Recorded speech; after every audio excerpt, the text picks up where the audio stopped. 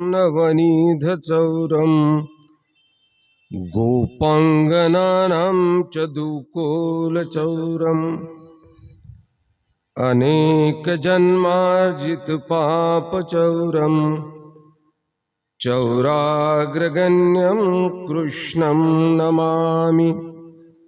चौराग्रगण्यं कृष्णं नमामि।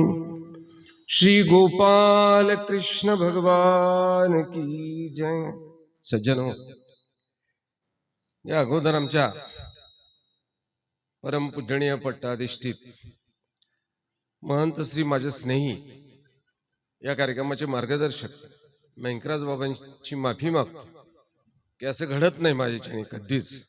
अगदी महाराष्ट्रात कुठलाही कार्यक्रम असला तरी मी माझे 10 मिनिटं सुद्धा लेट होत नाही। मी अगदी त्या टायमिंग मध्ये किती मोठा अंतर असलं तरी करतो। दुर्दैवास होता आज की आम्ही ढोऱ्या डोंगरामध्ये कार्यक्रम करतो आहोत। ढोऱ्या डोंगर काही लोकांना माहिती आहे, काही लोकांना माहित नाही, परंतु ढोऱ्या डोंगरात कार्यक्रम करतो आहोत। ही जागा अशी आहे की ते मोटरसायकल जायला धडाचा रस्ता नाही। आणि मग गेली 10-12 दिवस आम्ही 10-12 मंडळी आम्ही सकाळीच अगदी निर्णय घेतला, जेसीबी मिळतो का चौकशी करू। मग जेसीबी मिळाला, मग ट्रॅक्टर मिळाली, मग माणसं मिळाली। मग ठरलं आता की आपण सकाळी 11 वाजेपासून इथनं या रस्त्याचं काम चालू करायचं। आणि मग तिथे जाऊन बसलो। ढोऱ्या डोंगर म्हणजे घोटीपासून मध्ये त्र्यंबकेश्वर रोडवर साधारणतः 12 किलोमीटर अंतरावर आहे। त्यामुळे मग ते काम चालू झालं। मला कळायचं, मी घड्याळीकडे पाहत होतो की आपल्याला जायचं आहे, परंतु 5 मिनिटं असं ते लेट झालं। चालक उतरून गेला, चालक टिकतच नाही। आमच्याजवळ चालक टिकत म्हणजे ड्रायव्हर टिकतच नाही। त्याला एकच पर्याय ना, त्याला जर माझ्याबरोबर राहिलं त्याला दीक्षा घ्यावी लागेल, अशी परिस्थिती आपली आहे सध्याची। त्यामुळे तो चालक टिकत नाही, मग तो चालक उतरून गेला। या सर्वांमुळे लेट झालं सज्जनो। या लेटमुळे 10 मिनिटं उशिरा तुम्ही जेवण करायची, पण आपण आपल्या विषयापर्यंत पूर्ण जाणार। मला मी ठरलेलं असतं मी किती बोलणार आहोत। आणि 1 रुपया कर्ज न घेता मारायचं आपण ठरवलेलं। लोकांना पैसे बुडवून मारायची इच्छा आहे, आपण ठरवलेलं 1 रुपया सुद्धा कर्ज कोणाचं ठेवायचं नाही। आणि म्हणून मेंकराज बाबांचं असेल का इथली देशमानेचे बाबा असतील, यांचा 1 रुपया सुद्धा कर्ज ठेवणार नाही मी। कर्ज ठेवून मारायचं म्हणजे बैल होऊन फेडावं लागणार। रतनचं कर्ज आहे आमच्याकडे काही, ते आता आम्ही काळजी करत असतो नेहमी की सुभाषचंद्र रतनचं कर्ज फेडावं लागेल, नाही तर पुढे बैल होऊन फेडावं लागेल। आता परत बाबांचं जर कर्ज ठेवलं तर बैल होऊन फेडावं लागेल। आणि म्हणून 1-1 मिनिटाचं कर्ज मी फेडणार। ही व्याख्यानमाला संपन्न होत असताना दरवर्षी मी येत असतो। सर्वज्ञ श्री चक्रधर महाराजांची आपण अनुयायी आहोत। बाबांचं हे मंदिर मी जाता येता पाहतो म्हटल्यापेक्षा जाता येता हात जोडतो। सर्वज्ञ श्री चक्रधर महाराजांच्या अनुयायांनी खेडोपाडी अगदी गावोगाव छोटी मोठी मठ मंदिरं निर्माण करून आपला संप्रदाय जपून ठेवलेला आहे। 800 वर्ष 800 वर्ष, 1-2 नाही, 800 पूर्ण झाले मागच्या वर्षी, म्हणजे 802 सुरुवात झालाय आता। या 802 वर्ष या साधकांनी खेडोपाडी, अगदी मी महाराष्ट्रात फिरत असताना अशी गावं आहेत की जिथे रस्तेच नाही, परंतु तिथे सुद्धा मठ मंदिर आहेत, तिथे सुद्धा साधू आहेत। ती साधू मंडळी त्यांचा उदरनिर्वाह कसा चालवत असतील हे तिथे गेल्यानंतर कळतं की ही उदरनिर्वाह कशी चालवत असतील। त्या भयानक अवस्थेत सुद्धा, म्हणजे मराठवाडा आहे, अगदी आंध्राच्या बॉर्डर पर्यंत मी जातो तिकडे खाली, तर या परिसरामध्ये या साधकांनी आपली मठ मंदिर जपलीत। सर्वज्ञ श्री चक्रधर महाराजांचा विचार समाजापर्यंत पोहोचवत ठेवला। कारण सर्वज्ञाचा विचार तुम्ही लोकांनी फक्त आत्मउद्धाराकरता घेतला। तुम्ही सर्वांनी ठरवलं की देव करायचा म्हणजे फक्त आत्मकल्याण होतं। आणि माझी भूमिका अशी आहे की देव करणं म्हणजे आत्मकल्याण नाही, नंतर जर भाऊ मेल्यानंतरचं काय व्हायचं असेल, पण देव केल्याने मात्र तुम्ही स्वहित इथलं साध्य करत असता। तुम्हाला बायको बरोबर वागायचं कसं हे कळेल। तुम्ही बायको बरोबर वागता म्हणजे काय, 2 टोकाचे 2 वागता बघा तुम्ही। एक तर तिला डोक्यावर बसून घेता किंवा तिला खेटरानी मारता, हे 2 टोकं तुम्ही आचरता। या मधला एक मार्ग आहे, या मधल्या मार्गाने वागायचं तुम्हाला कळालं पाहिजे। तुम्हाला संसार कसा करायचा हे सुद्धा सर्वज्ञ श्री चक्रधर महाराजांच्या लीळा चरित्रामध्ये तुम्हाला पाहायला मिळणार आहे। तुम्हाला संसार कुठे करता येतो? तुम्ही तर बैलासारखे जगतात, सकाळपासून काबाड कष्ट करून संध्याकाळी आले, कसे तरी खाताय, कसे तरी झोपताय। तुम्हाला संसाराचं सुख तरी कुठे अनुभवताय? कशी तरी वेडीवाकडी 2 पोरं झाली, बिड्या पेत बसले आपले कट्ट्यावर, यापेक्षा तुमच्या संसाराचं गणित तरी तुम्हाला कळालं कुठे? मग संसार कसा करावा हे इथं सांगितलं. तुम्ही नांगरटी कशी करावी, पेरणी कशी करावी, वखरणी कशी करावी, तिला पाणी किती द्यावं, मावल्यावर स्वयंपाक कसा करावा, चूल कशी पेटवावी, भाकरी कशी थापावी, भाजी कशी. तुम्हाला भाजी करता येते का? लीळा चरित्रात म्हटल्यापेक्षा अध्यात्मामध्ये भाजी करण्याचं तत्वज्ञान सुद्धा सांगितलेलं आहे की तुम्ही भाजी कशी करायची. मावल्यावर तुम्ही मीठ कधी टाकता, मिरची कधी टाकता, जिरे कधी टाकता, लसूण कधी, तुम्हाला समजतं काहीतरी फेकायचं काम करता फक्त त्या बघवण्यामध्ये, आणि त्याच्यावर तुमच्या भाज्या काय खळगुट असतात, त्याला चव नसते. हा, अध्यात्मामध्ये मात्र भाजी कशी करायची. अहो, मेथीची भाजी खुडायची हे सुद्धा सांगितलंय. या अध्यात्मामध्ये चंद्रवदना बाळी अंगी श्यामकांता सावळी, जे ते प्रतिपाळी वनमाळी ते तुम्हारचे हो. बघा ना तुम्ही त्या भाजीचं वर्णन कसं केलेलं आहे. 1235-40च्या दरम्यानचं हे वर्णन आहे. 1235-40च्या नारायणदास बाळेंचं आणि पंडित विश्वनाथ दास बाळापूरकरांचं हे बोलणं आहे की तुम्हाला तिची भाजी आहे कशी आवडेल. ती चंद्रवदना, तिचं चंद्रासारखं तोंड गोल आहे, अंगी श्यामकांता सावळी, ती सावळ्या रंगाची आहे.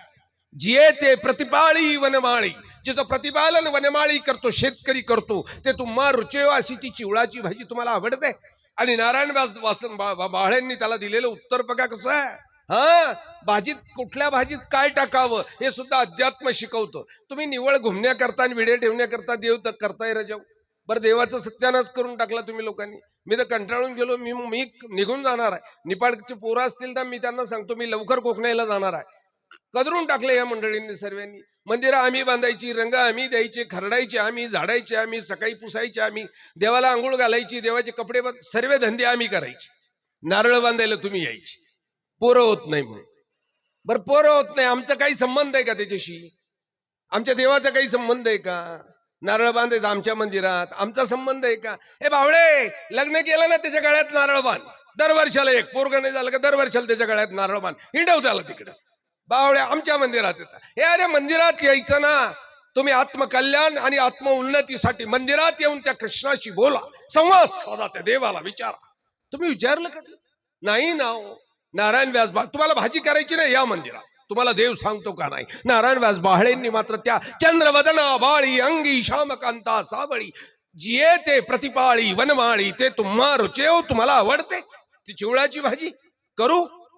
संध्याकाळच्या जेवणाचा विचार होता. नारायणदास बाळेने अतिशय देखणं सांगितलं, ज्या ते सप्तरात्र विवर्जित, ज्याला 7 रात्री खाऊ नये, सप्तरात्र विवर्जित, जया जनसेवी आवडी.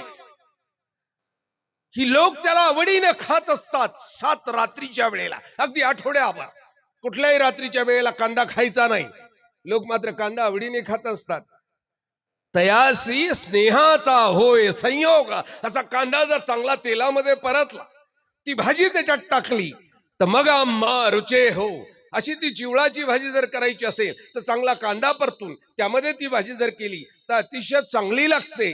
1235-40 ला सांगितलेली गोष्ट आहे स्वयंपाक कशी करायची. काय गंमत आहे. तुम्हाला माहितीये तुम्ही संसार करू शकताय? नाही ना करता येतो. संसाराचं तत्वज्ञान आहे, जगण्याचं तत्वज्ञान आहे. तुम्ही मंदिराच्या देवाधर्माच्या नावाखाली अंधश्रद्धेनं पीडित आहात. हा, आपल्याला सर्वांना मेंटली प्रॉब्लेम आलेला आहे. हा, मनोरुग्ण झालेलो आहोत आपण. आपलं पोट दुखला तरी बाहेरचं झालं, जुलाब झाले तरी बाहेरचं झालं, काही लोकांना मुळव्याध झाली तरी बाहेरचं झालं. बस उठले बाबाकडून चालले बांधा गंडे. हे बावळ्या, तुमच्या गंडे बांधता बांधता आमचे गठोडे बांधायला लागलेले आता. मस्त बावळ्यावानी वागता तुम्ही सर्व. अंधश्रद्धेचं निर्मूलन कुठे केलं असेल तर मानवाच्या साहित्यामध्ये सर्वप्रथम झालेला आहे. हो, सर्वज्ञ चक्रधर महाराजांच्या लीळा चरित्रामध्ये फक्त अंगात भगवे घालून फिरा, तुम्ही चंप्या करा, एवढं तत्वज्ञान नाही. तुम्ही अगोदर अंधश्रद्धेपासून बाहेर व्हा. अंधश्रद्धेने तुमची फसवणूक होते आहे. किती छोटीशी गोष्ट आहे, किती किती छोटीशी गोष्ट सांगताना सर्वज्ञ ती जेव्हा सांगतात ना तेव्हा माणसाचं काय गंमत आहे. हो, गोविंद स्वामी हा गावातला एक संन्याशी मस्त मस्त बस्तान बसवलं. त्याला कुठली तरी एक गुटिका सिद्धी प्राप्त झालेली होती. म्हणजे एक वनस्पती त्याला माहिती होती. खरंच सांगतो तुम्हाला, हे सर्व वनस्पतींचे खेळ आहे, बरोबर ना. हे तिथीवार नक्षत्रांचे खेळ आहे, हे मंत्रांचे खेळ नाही. मी तुम्ही बसलात आता काय, तर पुढच्या वर्षी मला भागवताला बोलवताना एक भागवताचा दिवस स्पेशल करून टाका, या सर्वांना एकाच वेळेला हात धुतून गोड पाणी पाजतो. हा शपथ इथंच हात धुतो, सर्वांना सांगतो पिऊन पा गोड आहे का नाही. ही गुटिका सिद्धी कुठली तरी वनस्पती त्याला प्राप्त झालेली होती, त्याला माहित होती. आणि मग हा रात्रीच्या वेळेला तोंडात ठेवायचा गोविंद स्वामी, ती तोंडात ठेवली का आकाशात उडायला लागायचा. आणि मग लोकांच्या घराघरानं जायचा तो वर, ते सहाणे असायचे, जुन्या धाब्याच्या घराला सहाणा असायचं जरोका, तिथनं मग कान देऊन ऐकायचा. तू वर्ण पाहायचा कोण काय जेवतो, वांग्याची भाजी आहे का, भरीत आहे का, भाकरी आहे का, चपाती आहे का. मग बायको नवऱ्याला शिव्या देते का, नवरा तंतन करून उपाशीच उठतो, हे सर्व पाहायचं. दुसऱ्या दिवशी ती लोक भेटायला दर्शनाला आलीत की मग मात्र गोविंद स्वामी त्याला, काय वांग्याची भाजी कशी होती. तो आलेला म्हणजे आश्चर्यचकित व्हायचा, अरे मी वांग्याची भाजी रात्री खाली, महाराजांना कसं काय माहिती. बायको भांडत होती वाटतं, चांगलं वागत जा ना जरा, पार ती बोटं मोडते तुमच्या नावानं, चांगलं वागावं. तो माणूस मात्र खजील व्हायचा, खाली मान घालायचा. आणि गोविंद स्वामींना हळूहळू परिसरातले लोक देव पुरुष मानायला लागले. प्रस्त मोठं वागलं, चांगलं. आमचंही वाढलं असतं, तोंड फटकळ आहे. मी अनेक वेळेला विचार करतो गोड बोलायला शिकायचं, पण नाहीच होत ते, ती सवय तशीच लागली. बघा मयंकराज बाबा एवढे लोक जमा करू शकतात, आमच्या नाही होत जमा. बाबा आम्ही निरोप दिला, तुम्ही या म्हटलं की समजून घ्यायचं, आज मंदिरात शुकशुकाट येणारच नाही कोणी.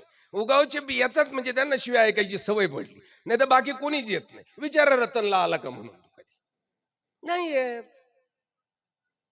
चांगलं प्रश्न निर्माण झालं गोविंद स्वामींचं. आणि एक दिवस गोविंद स्वामींनी लोकांना सांगितलं, लोक हो, मी शुक्रवारी सकाळी देवाला भेटायला जाणार, कुणाकुणाला निरोप द्यायचा असेल त्यांनी मत जाऊन निरोप द्या, मी देवाला तुमच्या गाण्यानं सांगणार आहे.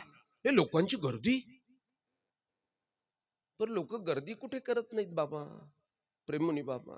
गुजरातमध्ये एक बाई आली, जाहिरात आपल्या नाशिक जिल्ह्यात झाली. बाई पोटावर हात फिरवायची आणि पोरं व्हायची. अख्खा नाशिक जिल्हा बोंबलत, गुजरात कुठे गर्दी होणार नाही यांची. गोविंद स्वामींनी सांगितलं आणि लोकांची तुफान गर्दी झाली. गंगेच्या पात्रामध्ये गोविंद स्वामी मध्यभागी आसनावर उभी राहिलीत, लोक जमा झालीत.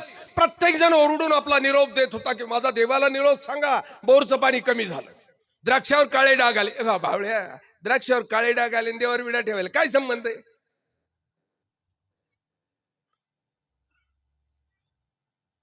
लोक गारानं सांगत होते आणि गोविंद स्वामी हात वर करून सर्वांना आशीर्वाद देत होते. गुटिका सिद्धी तोंडात टाकली आणि आता गोविंद स्वामी हळूहळू वर जायला लागले. हळूहळू वर जायला लागले लोक, तसं गोविंद स्वामींच्या नावाचा जय जयकार करायला. असमांत दुमदुमला. अवघ गंगा तीर माणसानं मुंग्यांसारखं भरलेलं होतं. गोविंद स्वामी आता 100, 150, 200, 300, 400 फुटावर गेली. जय जयकारा घडत होता. लोक आश्चर्यानं वर पाहत होते, हात जोडत होते, मनोमन प्रार्थना करत होते की गोविंद स्वामींना निरोप सांगायचा राहून गेला म्हणून. मनातल्या मनात म्हणत होते की माझा निरोप देवाला पोहोचला पाहिजे म्हणून. आता 500 फुटावर गेली आणि नेमकी वाहतूळ उठली. आता जोरानं कमी दाबाचा पट्टा निर्माण झाला का तिथं वाहतूळ उठते. गोल चक्री होते बघा. पूर्वी आम्ही लहान होतो ना, त्या वाहतुळीची आम्हाला भीती घालायची की त्या वाहतुळीमध्ये जायचं नाही, तिच्यात भुतळीन बसलेली असते म्हणून. बघा लहानपणी आम्हाला सांगायची. ही वाहतूळ गरगरा फिरत आकाशाच्या दिशेनं निघाली. गोविंद स्वामी आकाशात होते 500 फुटावर. वाहतुळी 500 फुटावर पोहोचली आणि गोविंद स्वामी नेमके त्या वाहतुळीत सापडले. कचरा आणि माती नाकात गेला, शिंक आली, जोरानं शिंक दिली आणि तोंडातली गुटिका सिद्धी शिंकेवर बाहेर फेकल्या गेली. आणि आता गोविंद स्वामी आता वेगानं खाली निघाले. त्यांच्या बापानं किंवा आईनं वर त्यांची थांबायची व्यवस्था केलेली नव्हती. गोविंद स्वामी जसे निघाले तसे धापकन खाली पडले. सर्वज्ञ चक्रधर महाराज सांगतात, बाई अहो खाली पाणी होतं म्हणून बरं झालं, अन्यथा हाड तुकडी जमा करावी लागली असती. अरे अंधश्रद्धेचं ज्ञान दिलेलं तत्वज्ञान आहे. सामान्य जगत असताना आमची जेव्हा फसवणूक करत असेल ना, तेव्हा आम्ही श्रद्धा आणि अंधश्रद्धेतला बदल आम्हाला कळाला पाहिजे. किती सोपी गोष्ट आहे, किती सहज सांगितलेली गोष्ट आहे ना. हे तत्वज्ञान खरंच फक्त संन्यास घेण्याकरता आहे का? हे आत्मउद्धार होणार का? किराणा दुकान असेल, कापड दुकान असेल, शेती असेल, तो शिंपी असेल, तो चांभार असेल, मांग असेल, कुंभार असेल, माळी असेल, कोणीही राहू द्या, त्याला हे ज्ञान असणं गरजेचं आहे की चालता चालता श्रद्धेच्या नावाखाली आपल्याला फसवल्या जाऊ शकतं, आणि म्हणून आपल्याला देव, धर्म आणि बाबा भगत या दोन्ही गोष्टी मधला फरक करता आला पाहिजे. आपल्याला आपली कोणी शुद्ध फसवणूक करून आपण वाहत गेलो नाही पाहिजे. किती सोपं आणि सहज सांगितलेली गोष्ट आहे. तुम्ही गुरु कसा करावा हे लीळाचरित्रात सांगितलंय. आम्हाला गुरु असा पाहिजे असतो, आमच्याबरोबर तंबाखू खाऊ लागला पाहिजे, आमच्यावर शक्य झाला तर बिडी पिऊ लागला पाहिजे, आमच्याबरोबर आम्ही गांजा सोडून त्यांनी फुकण्या मारल्या पाहिजे. आम्हाला गुरु पाहिजे, तो सकाळ संध्याकाळ घरी आला पाहिजे, पोरांना खेळवलं पाहिजे, आम्ही टीव्ही पाहायला लागलो की त्यांनी हातात रिमोट आणून दिलं पाहिजे. बरोबर. आमचं लग्न असलं का आमच्या बायकोला साडी घेऊन आला पाहिजे, आमचा दावा आला का त्यांनी दाढी वाढून बसायला. आम्हाला गुरु असा पाहिजे. गुरु भटगळ आणि सडेतोड असेल तर त्याच्यात जो जायला तयार नाही आहात कोणी. पण सर्वज्ञ चक्रधर महाराजांच्या लीळा चरित्रामध्ये गुरु कसा करावा हे सुद्धा ज्ञान दिलेलं आहे. या संन्याशाची 2 शिष्य, एका गावातल्या मोठा प्रतिष्ठित संन्याशी, त्याची 2 शिष्य झोळी घेऊन दुपारच्या वेळेला गावात भिक्षेला गेलेली होती. भिक्षा मागत होती. घराहून पुढे जात होती. भिक्षा करत करत नेमकी एका घराच्या समोर जाऊन थांबली आणि समोर त्या गटारी जवळ 2 जनावरं खेळत होती. एवढी मस्त गोरीपान होती. गटारी जो कोण खेळत?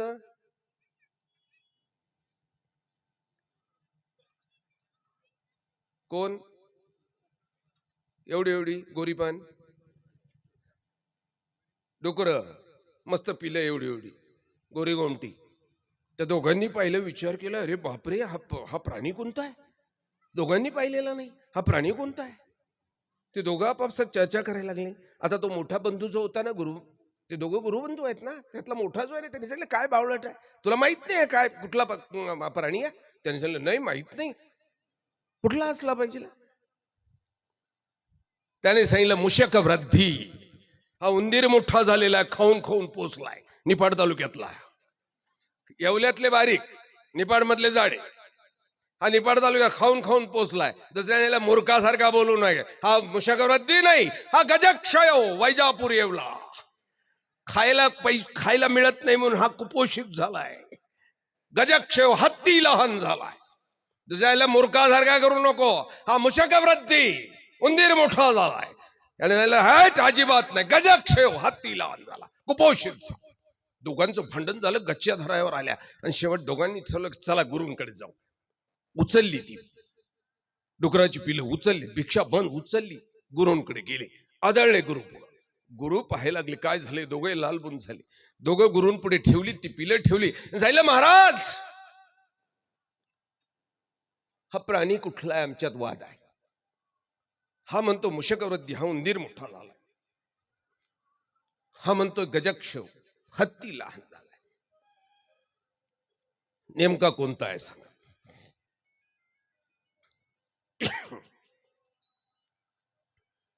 कोणता आहे सांगा? आता गुरु यांच्याही पेक्षा ज्ञानी.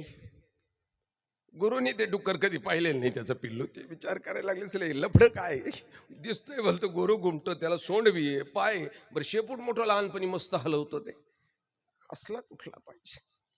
ते शिष्य गुरुकडे आशाळभूत नजरेने पाहत होते की गुरु आपल्या प्रश्नाचं नक्की उत्तर देणार. गुरुने विचार केला, तर याच्यासारखं जर बोललं की हा मुशकवृद्धी, तर हा मोठा नाराज होणार. मोठ्यासारखं बोललं की लहान नाराज होणार. आणि आपल्याला तर हे कोणत्या जातीचं माहित नाही. गुरुनी मात्र थोडा वेळ त्यांच्याकडे पाहिलं, त्या दोघांकडे पाहिलं. मूर्खांनो, माझ्या सान्निध्यात राहून तुम्हाला या प्राण्याचं नाव माहित नाही? अरे बाप! दोघेही शिष्य घाबरले की अरे तिसरंच काहीतरी लफडं आहे, आपल्या दोघांची चूक आहे. हा, ते थरथरा कापायला लागले, हात जोडून उभी राहिले. त्याला, गाढवांनो, अक्कल नाही तुम्हाला? इतके दिवस माझ्या सान्निध्यात राहून या प्राण्याचं नाव तुम्हाला? हात जोडलेली दोघं शिष्य सांगितलं, महाराज चुकलं, याचं नाव सांगा आम्हाला. गुरुने या दोघांच्या वेगळं सांगायचं म्हणजे, अरे हा चक्रवाकू, डोकंच चक्रावून गेलेला आहे, घेण्यान देण्याचं आहे. दोघांच्या वेगळं सांगायचं म्हणून सांगितलंय चक्रवाकू. दोघांनी सांगितलं, जी महाराज. हा पागल गुरु जर करणार असाल ना, तर तुम्ही परमार्थही साध्य करू शकत नाही आणि संसारी साध्य करू शकत नाही. या दोन्ही गोष्टींचं ज्ञान देणारा गुरु तुम्हाला आवश्यक आहे, अध्यात्माचं आणि प्रपंचाचं. जेव्हा तुम्ही प्रपंचात विचलित होता ना, तेव्हा तुम्हाला गुरुच मार्गदर्शन करत असतो. तो तुम्ही परमार्थात विचलित होता तेव्हाही तुम्हाला गुरुच मार्गदर्शन करत असतो. जेव्हा जेव्हा तुमचं संतुलन तुम्ही गमावता तेव्हा तेव्हा तुम्ही गुरुच्या पायावर गेलेला आहे. सद्गुरु वांचोनी म्हटलेला आहे, संत तुकोबांचं वाक्य आहे की सद्गुरु शिवाय तुम्हाला सोय सापडणार नाही. देव नाही सोय जगण्याची. तुम्हाला उठता आलं पाहिजे, बसता आलं पाहिजे, खाता आलं पाहिजे. तुम्हाला जेवता येत नाही हो, कशी जेवता तुम्ही? आम्हाला 12ही महिने फिरावं लागतं. पंक्तींमध्ये मी बसलेला असतो, स्टेजवर आम्हाला जेव घालतात, बाकी मंडळी मी पाहत असतो. इतकंसं खाल्लं का आमचं भागून जातात. मग खाली वरपणाऱ्यांची गंमत पाहतो. काय जेवतात बाबा ते? काहींच्या तोंडाचा मचा मचा मचा कुत्र जेवतंय. ए बावळ्या, तोंडाचा आवाज कमी कर ना. काही बोटं चाटतात. ए मूर्खा, ताटात भरपूर पडून बोटं काय चाटतो? बोटं चाटतात. काही उलटे हात करून चाटतात, काही अंगठा चाटतात, काही जेवताना दुसऱ्याच्या ताटाकडे पाहतात. अरे जेवतोय तू, असं नको ना करू. जेवणाचं ज्ञान देणारा सुद्धा गुरु पाहिजे. महानुभावाच्या तत्वज्ञानातला एक एक पैलू मात्र तुम्हाला जगण्याचं तत्वज्ञान शिकवतो. देव मिळवण्याचं तत्व शिकवतो. तुम्हाला देव मिळवण्याचं साधन मात्र माझ्या मंदिरात आचरणारा एकही माणूस मला लवकर दिसत नाही. म्हणून मी मंदिरात नेहमी अगदी भटकळेसारखा वागत असतो, कुणालाही आदराने बोलत नाही. लोक म्हणतात हे फुगीरचोट आहे, मी म्हणतो फुगीरचोट नाही, मला अपेक्षित असलेले तुम्ही वागत नाही. महानुभाव जर असाल तर सृष्टी मध्ये कवने करणे मुंची जेना एके परमेश्वरे विन तोच परमेश्वर निर्वेव निराकार असे पर कृपा वसे सावेव साकार होय अवतारे आपुले सन्निधान दे. पुढे काय? ते दास्य मोचक. हे सर्व परमेश्वर तुमच्याकरता करत करत येतो. कुठल्याही कारणाने जीवात्म्याचा उद्धार होत नाही म्हणून परमेश्वर अव्यक्त म्हणतो. परमेश्वर जीवाच्या कृपेस्तो व्यक्त म्हणतो, साकार होतो. इथे बरं नसुद्धा अवतरत नाही, सान्निध्य देतो, जवळ येतो. तुमच्या नसुद्धा जवळ येत नाही, ओळख देतो. मी परमेश्वर आहे, तू जीव आहे, माझी उपासना जर केली तर तुझा उद्धार होणार आहे.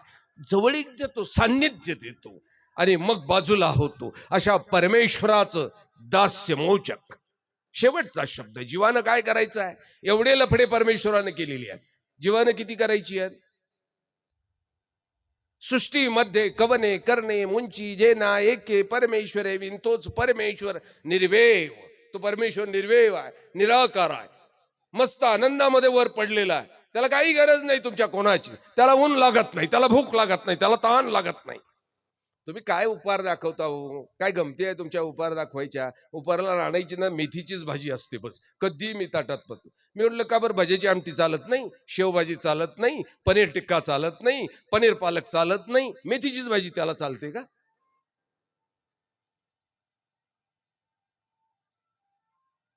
हा सावयव साकार अवतर आपुले सन्निधान दे.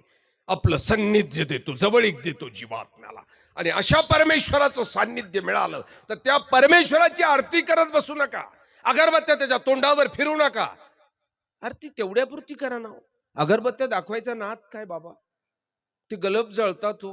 अगदी त्याच्यावर जाऊन एवढ्या मोठ्या भस्कापुरी अगरबत्त्या आणतात. 10 रुपयाच्या शिवाय का इथं बसलेला 10 रुपयाच्या एवढ्या अगरबत्त्या पेटवल्या ना, त्या विजवायचंच काम नाही. तशाच देवाच्या तोंडावर घराघरा फिरवायच्या. ए बावळ्या, येडा झाला का?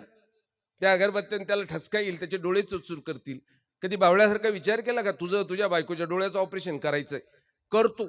कधी देवाचं विचारलं, देवा एवढ्या दिवस अगरबत्त्या लावतो, तुझ्याही डोळ्याला मोतीबिंदू आले असतील ना, तुझे ऑपरेशन करतो? कधी विचारलं त्याला? नाही ना. अगरबत्त्या ओवाळायचा ना. ए बावळ्या, आलास ना झाडू घे, दास्य मोचक जा त्या शीख समाजामध्ये. तिथं शीख समाजाच्या त्या गुरु ग्रंथ साहेबांचं दर्शन करण्याच्या अगोदर तो परिसर झाडावा लागतो, पुसावा लागतो.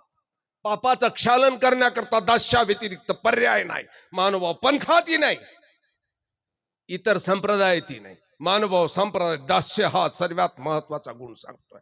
हो, शीख संप्रदायाची एक राष्ट्रपती होते ज्ञानी झैल सिंग यांच्या ज्याने एक चूक झाली होती. राष्ट्रपती असताना काही अतिरेकी त्या सुवर्ण मंदिरामध्ये बसली आणि ज्ञानी झैलसिंगने त्या कागदावर सही केली. इंदिरा सरकार होतं आणि इंदिराजींनी सांगितलं की याच्यात मिलिटरी घालावी लागणार आहे, त्याशिवाय अतिरेकी बाहेर निघणार नाही. आणि ज्ञानीजींनी त्या ऑर्डरवर सही केली आणि मिलिटरी त्या सुवर्ण मंदिरात घुसली. तक्रार होती, पायात बूट होती, मिलिटरीच्या लेदरची चामड्याची, आणि म्हणून यांना मान्य नव्हतं, शिखांना मान्य नव्हतं. तिथं झालं रक्तपात झाला, गोळ्या झाडल्यात, माणसं मेली, शिखांना मान्य झालं नाही. अतिरेकी गेली, भानगडी जाऊ द्या, पुढचा तो इतिहास सोडून देऊ आपण. परंतु आता मात्र बघा, शीख अवघ्या शीख समूहानं त्या राष्ट्रपती ज्ञानी झैल बहिष्कार टाकला. पुढे त्यांचं राष्ट्रपती पद गेलं, पण समाज मात्र त्यांना स्वीकारेना. समाजाने मात्र त्यांना जवळ अगदीच बेटी व्यवहार नाही, रोटी व्यवहार नाही, कुठलाच नाही. त्या ज्ञानी झैल कुठल्याच त्यांच्या त्या साधनेच्या त्या गुरु ग्रंथ साहेबांच्या मंदिरामध्ये त्यांना प्रवेश नव्हता.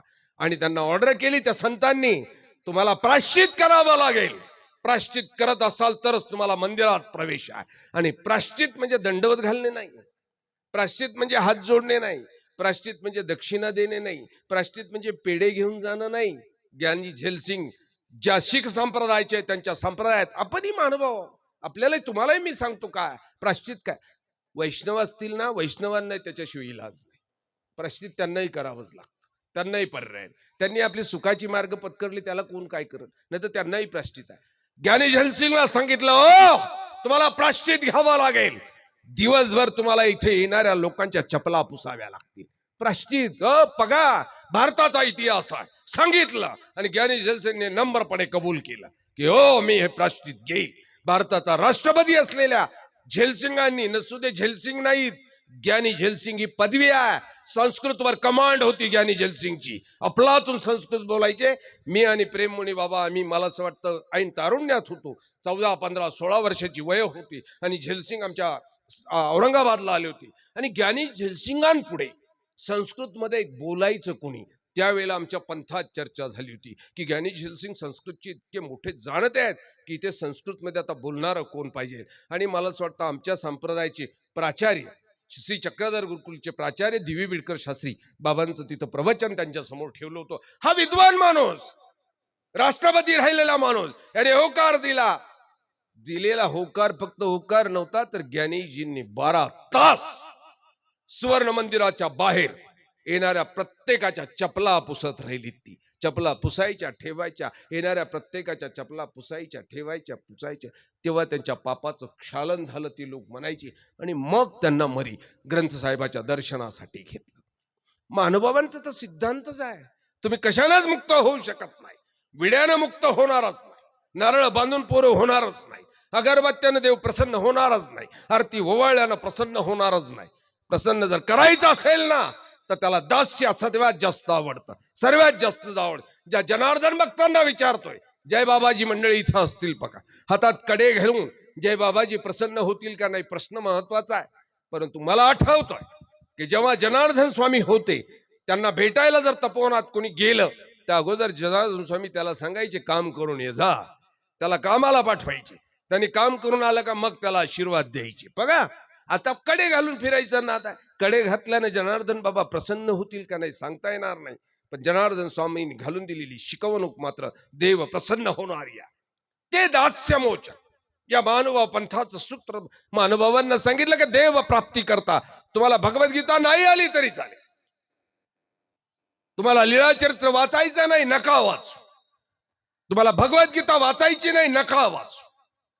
तुम्हाला दास्य करणं किती सोपं आहे. तुम्हाला वज उचलता येत नाही, पोटात गोळा येतो ना, काही हरकत नाही, झाडू घ्या. मग झाडून कंबर दुखतं का, बसल्या बसल्या कपडा घेऊन पुसून काढा. करताय तुम्ही यातलं काही, पुसता येत नाही ना, कचरा जमा करा. एकाच ताटामध्ये 10-10 फुलवाती लावून ती ताट जाळणारी लोक आहेतच ना.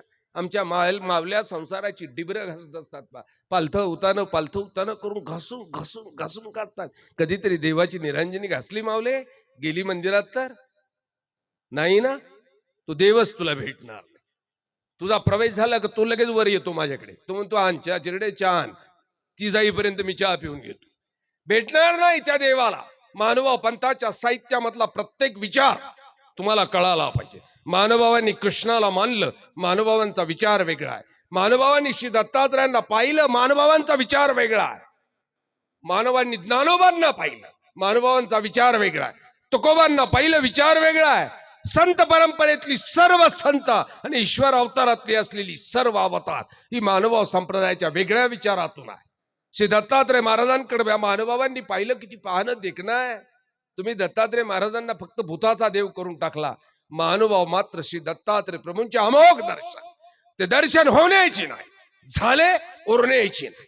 श्री दत्तात्रय प्रभू महाराजांच्या दर्शनानं कैवल्याला जीवात्मा जातो, ही कल्पना महानुभावांची आहे. तुम्ही मात्र दत्तात्रय महाराजांना भूताचा देव करून टाकला. बघा, दत्त मंदिरामध्ये सर्व भूत असतात. बस गृहीत धरलं, दत्त मंदिर म्हटलं की भूत असली पाहिजे. जिथे भूत आहेत ते दत्त मंदिर आहे. आणि भूत मोठी गमतीची हो, मोठी गमतीची हो. मी तर हिंडत असतो, पाहत असतो. बरं भूतामध्ये यांनाच का बरं भूत लागतात, यांना का लागते नाही? यांनाच लागतात फक्त. बरं माधुरी दीक्षितला भूत लागलं नाही, कटरीना कैफला लागलं नाही, काजलला लागलं नाही, यांनाच का लागतात? त्यांनाही लागलं पाहिजे ना. त्यांना लागलं म्हणजे आमच्या मंदिरात पावर काय चलती होऊन जाईल. कटरीना कैफला भूक लागला, आली निफाडच्या मंदिरात 1.25 महिना धरणार, काय गंमत राव आमची. पण तिला लागत नाही, यांना लागत.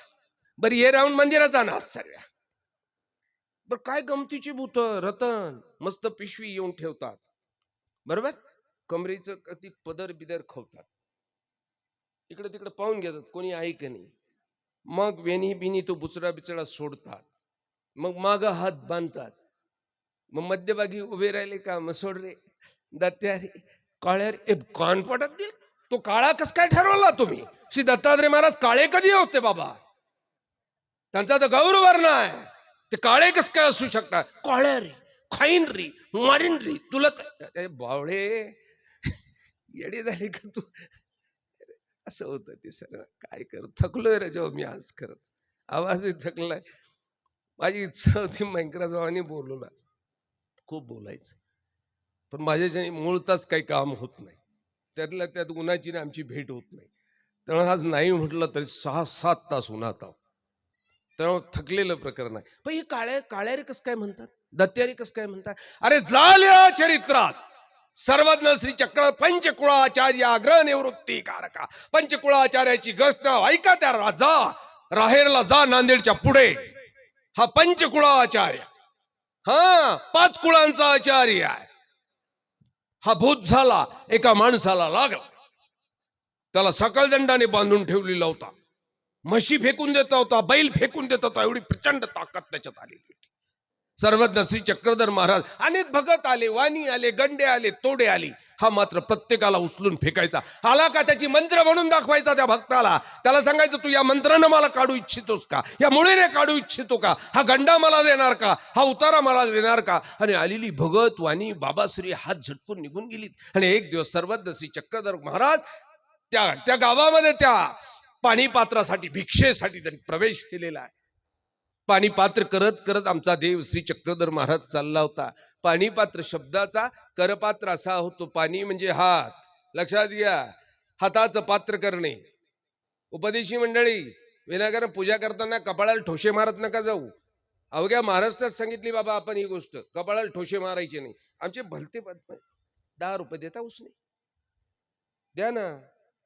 अहो 10 रुपये द्या, खिशात पैसेच नाही म्हणे, 10 रुपये द्या. 100 नाही,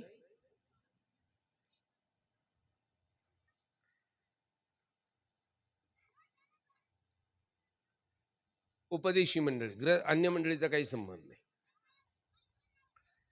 बाबा भेटले की मग आम्ही नोट काढतो, मग ती अशी धरायची असते. मग अशी धरली, बरोबर ना, अशीच धरायची असते ना, खरा बोल. हा, अशी धरली की बाबाच्या डोक्याला ठेव. का करायची? काय संबंध आहे इथे? काय धडकवायचा? काय बावळ्यावानी करता राव? हे अशी, बर नोट अशी धरायची? तुम्हाला दान द्यायची तरी अक्कल आहे? अशी धरतात नोट? लक्ष्मी अशी धरतात? दान द्यायचं की भीक वाढायची आहे? काय करता तुम्ही? बाबाच्या कपाळाला लावून दान देणार का भीक वाढणार? काय करता? ठरवा अगोदर. काय करता? बाबाची पूजा करता म्हणजे दान देता का भीक वाढता? दान देताय ना, मग दान असं देणार का? कात्रीत धरून? अरे तुम्हाला दान द्यायचं ना, तुम्ही दोन्ही हातात धरा ना. करपात्र, साधूचं करपात्र महत्वाचा आहे. आमचा देव श्री चक्रधर महाराज तिथला विषय. संकल्प सोडताना सुद्धा एकदम गधड्यासारखे संकल्प सोडता तू बाबा. बस आपण एक तर संकल्प सोडायचेच आपल्याला अक्कल नाही. त्यातल्या त्यात आपण म्हटलोच ना संकल्प सोडात, मग सोडतात. बरं संकल्प सोडायचा असला ना, मोठी गंमत. मग तो हात धरतात. मग या बोटावर पाणी सोडतील. फक्त रतन करता उपदेश या. बाकीचं कोणाला नाही. बाळासाहेब, रतन या लोकांना, यांना संकल्प सोडायचं ज्ञान आहे. बाकीच्यांना काही संबंध नाही आपला. इथं पाणी सोडतील, इथं पाणी सोडतील.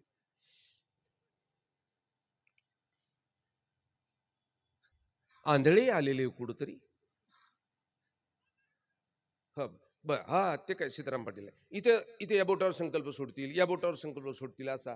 बाबा काय संबंध या बोटावर संकल्प सोडायचा? मानवा मंडळी, कृष्ण कथा सांगू शकतो. आणि तो मला मला मुळात तर मात्र बाबांनी काल रात्री म्हणजे तब्येत खुश करून टाकली की पुढच्या वर्षी या भागामध्ये मला वाटतं भरवसलं माझं भागवत बाबांनी घ्यायचं ठरवलं. आणि मला बाबांनी सांगितलं तुला आनंदाची बातमी देतो की पुढच्या वर्षी आपल्याला भागवत भरोसला घ्यायचा आहे. मी म्हटलं नक्की कृष्णकथा सांगेल. मी आताही सांगणार तुम्हाला कृष्णकथा सांगणार, श्री दत्तात्रय महाराजांच्या अफलातून 2 गोष्टी सांगणार. परंतु या गोष्टी तुम्हाला समजल्या नाही तर मला असं वाटतं माझ्या निफाड तालुक्याला किंवा येवला तालुक्याच्या परिसरात मी दुःखी होत असतो की माझा परिसर किमान पक्षी या गोष्टी सुज्ञ असला पाहिजे. मी महाराष्ट्रात जर ज्ञान शिकवत असेल आणि माझ्या घरात जर सर्व वासुदेव असेल तर ज्ञान शिकवण्यात काही अर्थ नाही. आणि मग संकल्प कसा सोडला पाहिजे? या बोटावर संकल्प सोडण्याचा काय संबंध आहे? हा बोट म्हणजे हात नाही, हे बोट म्हणजे हात नाही, हे बोट म्हणजे हात नाही, हे बोट म्हणजे हात नाही. लक्षात घ्या, बोटांचे उद्योग वेगळे आहेत. ते बोट त्यांचे उद्योग करतात.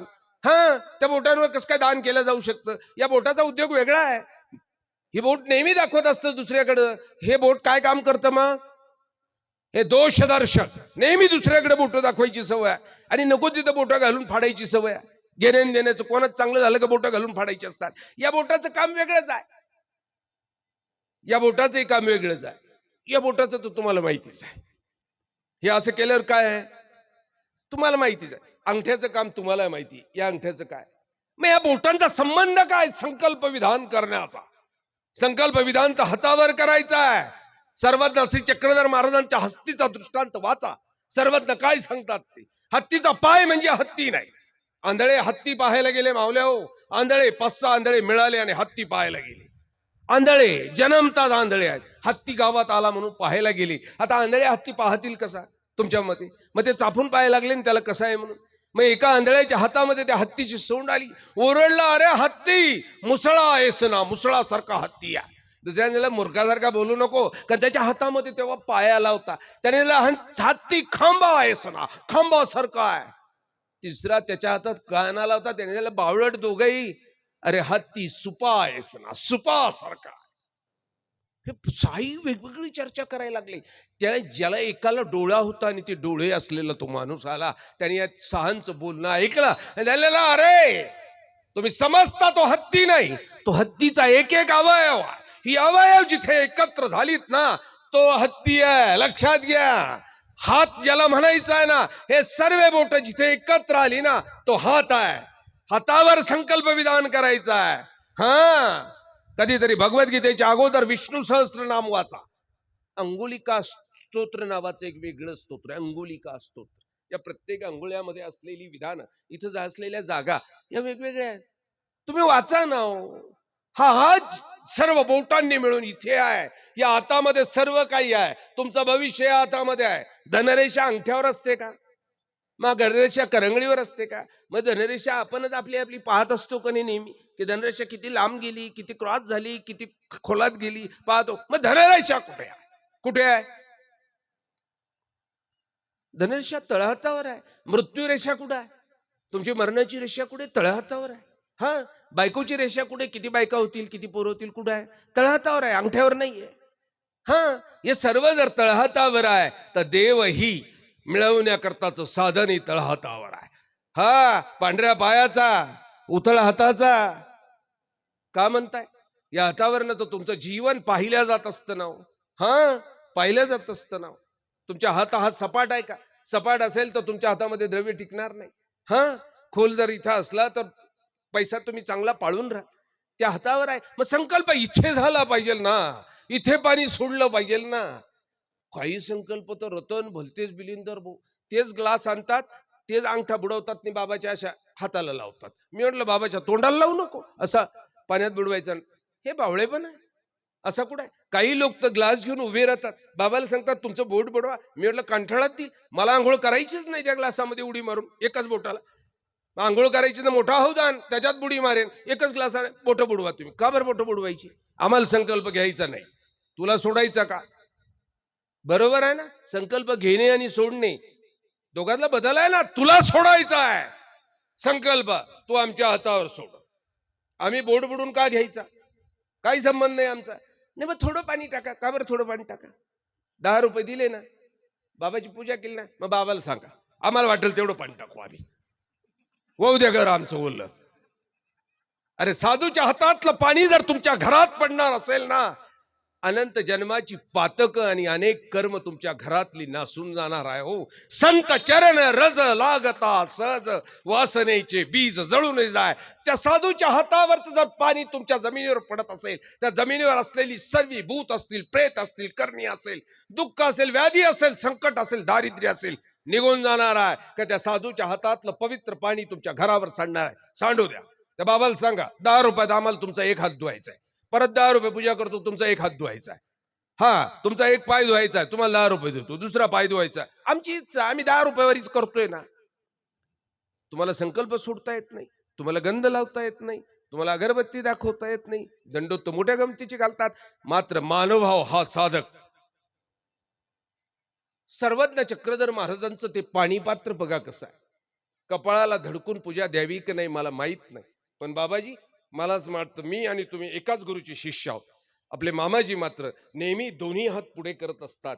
दिलेली दक्षिणा, दिलेली वस्तू मामाजी मात्र दोन्ही हाताने घेत असतात. कारण आपली भिक्षा पात्र हे आहे. कारण सर्वज्ञ श्री चक्रधर महाराजांनी करपात्र करून भिक्षा मागितलेली आहे. राहेरची घटना असेल का अनेक ठिकाणची घटना असेल, हा, भंडारेकरांची लीळा घडलेली आहे. त्या भंडारेकराच्या लीळा चरित्रामध्ये आपल्या लीळेमधली ती घटना. सर्वज्ञ पाणी पात्र करत होते, जे काय पाण्याचं पात्र घेऊन फिरत होते असा अर्थ आहे का? हाताला पाणी म्हटलेलं आहे, ते करपात्र आहे. सर्वज्ञ आपल्या हाताची झोळी करायची आणि भिक्षा करायची. या हाताच्या झोळीत जेवढं मागलं तेवढं मावलं. गावाच्या बाहेर नदीवर ते खडकावर ठेवायचं आणि तिथं सर्वज्ञ चक्रधर महाराजांचं भोजन व्हायचं. ही झोळी आम्हाला आमच्या देवानं दिलेली आहे ना. राहेरला सर्वज्ञ चक्रधर महाराज सकाळी सकाळी पाणी पात्र करत होते. रस्त्यानं चाललेले, ह्या बांधलेला लोखंडाच्या साखळदंडाने बांधलेला हा सावकाराचा पोरगा पिशाच्या बाधित झालेला ओरडला, सांगितलं अरे मला सोडा. लोक आश्चर्याने पाहायला लागले, अरे हा इतकं चांगलं कधीच बोलत नाही, सोडा म्हणतोय, विनंती करतोय, मला माझ्या देवाच्या मागे जायचं, अरे मला सोडा रे. लोक घाबरली. ती काहींनी सांगितलं अरे हा असं बोलत नाही, हा चांगला बोलतोय, ते देव चाललेले आहेत, त्या देवामागे याला जायचंय. दोघा चौघांनी त्या झाडाला बांधलेला सोडला आणि साखळ दंड घेऊन आता स्वामींच्या मागे निघाली. काही पावलावर गेल्यानंतर हळूहळू साखळ दंड निघाली आणि हा पिशाच बाधित हा मुलगा सर्वज्ञांच्या मागे अगदी मुकाटपणे चालला होता. सर्वज्ञ गंगेच्या तीरावर गेलात. आहास आहे स्थान, आता या गंगेच्या तीरावर पोहोचले. खडकावर पाणी टाकलं आणि हातातली भिक्षा त्यावर टाकली आणि तो पोरगा पाठीमागनं आली, त्याची नातेवाईकी आली. सर्वज्ञांनी त्याकडे पाहिलं. काय गंमत आहे, आमची भूत वर्ष वर्ष 2-2 वर्ष 10-10 वर्ष येणाऱ्या बाया मी सारख्या घुमणाऱ्याच पाहतो, सारख्या घुमतात. इथे ही लीळा बघा. तो पोरगा स्वामींना विनंती करतो, जे मी पंचकुळा आचार्य, मी 5 कुळाचा आचार्य, शिष्य परिवार आहे, परंतु शिष्य अभिमानास्तव माझ्याने आत्महत्या घडलेली आहे. माझा शिष्य फितावला, तो दुसरीकडे गेला. अभिमानास्तव माझ्याने आत्महत्येचं कृत्य घडलं आणि मी पिशाच योनीत गेलो. मला या योनीतनं मुक्त करा. सर्वज्ञ सांगतात, काय वाक्य आहे हो. महानुभावांनी वासनिकांपर्यंत हे वाक्य पोहोचवलं पाहिजे ना, नक्की पोहोचवलं पाहिजे ना. सर्वज्ञ त्याला सांगतात की पिशाच आमच्या दृष्टीसमोर सुद्धा उभं राहू शकत नाही. मग ही काळे कस काय म्हणू शकते? कळे रे, दथ्या रे, खाईन रे, मरीन रे, कस काय म्हणू शकते? सर्वज्ञ सांगतायत पिशाच आमच्या दृष्टीसमोर सुद्धा उभं राहू शकत नाही. हात जोडून सांगतो, जिजी पंचकुळाचार्य.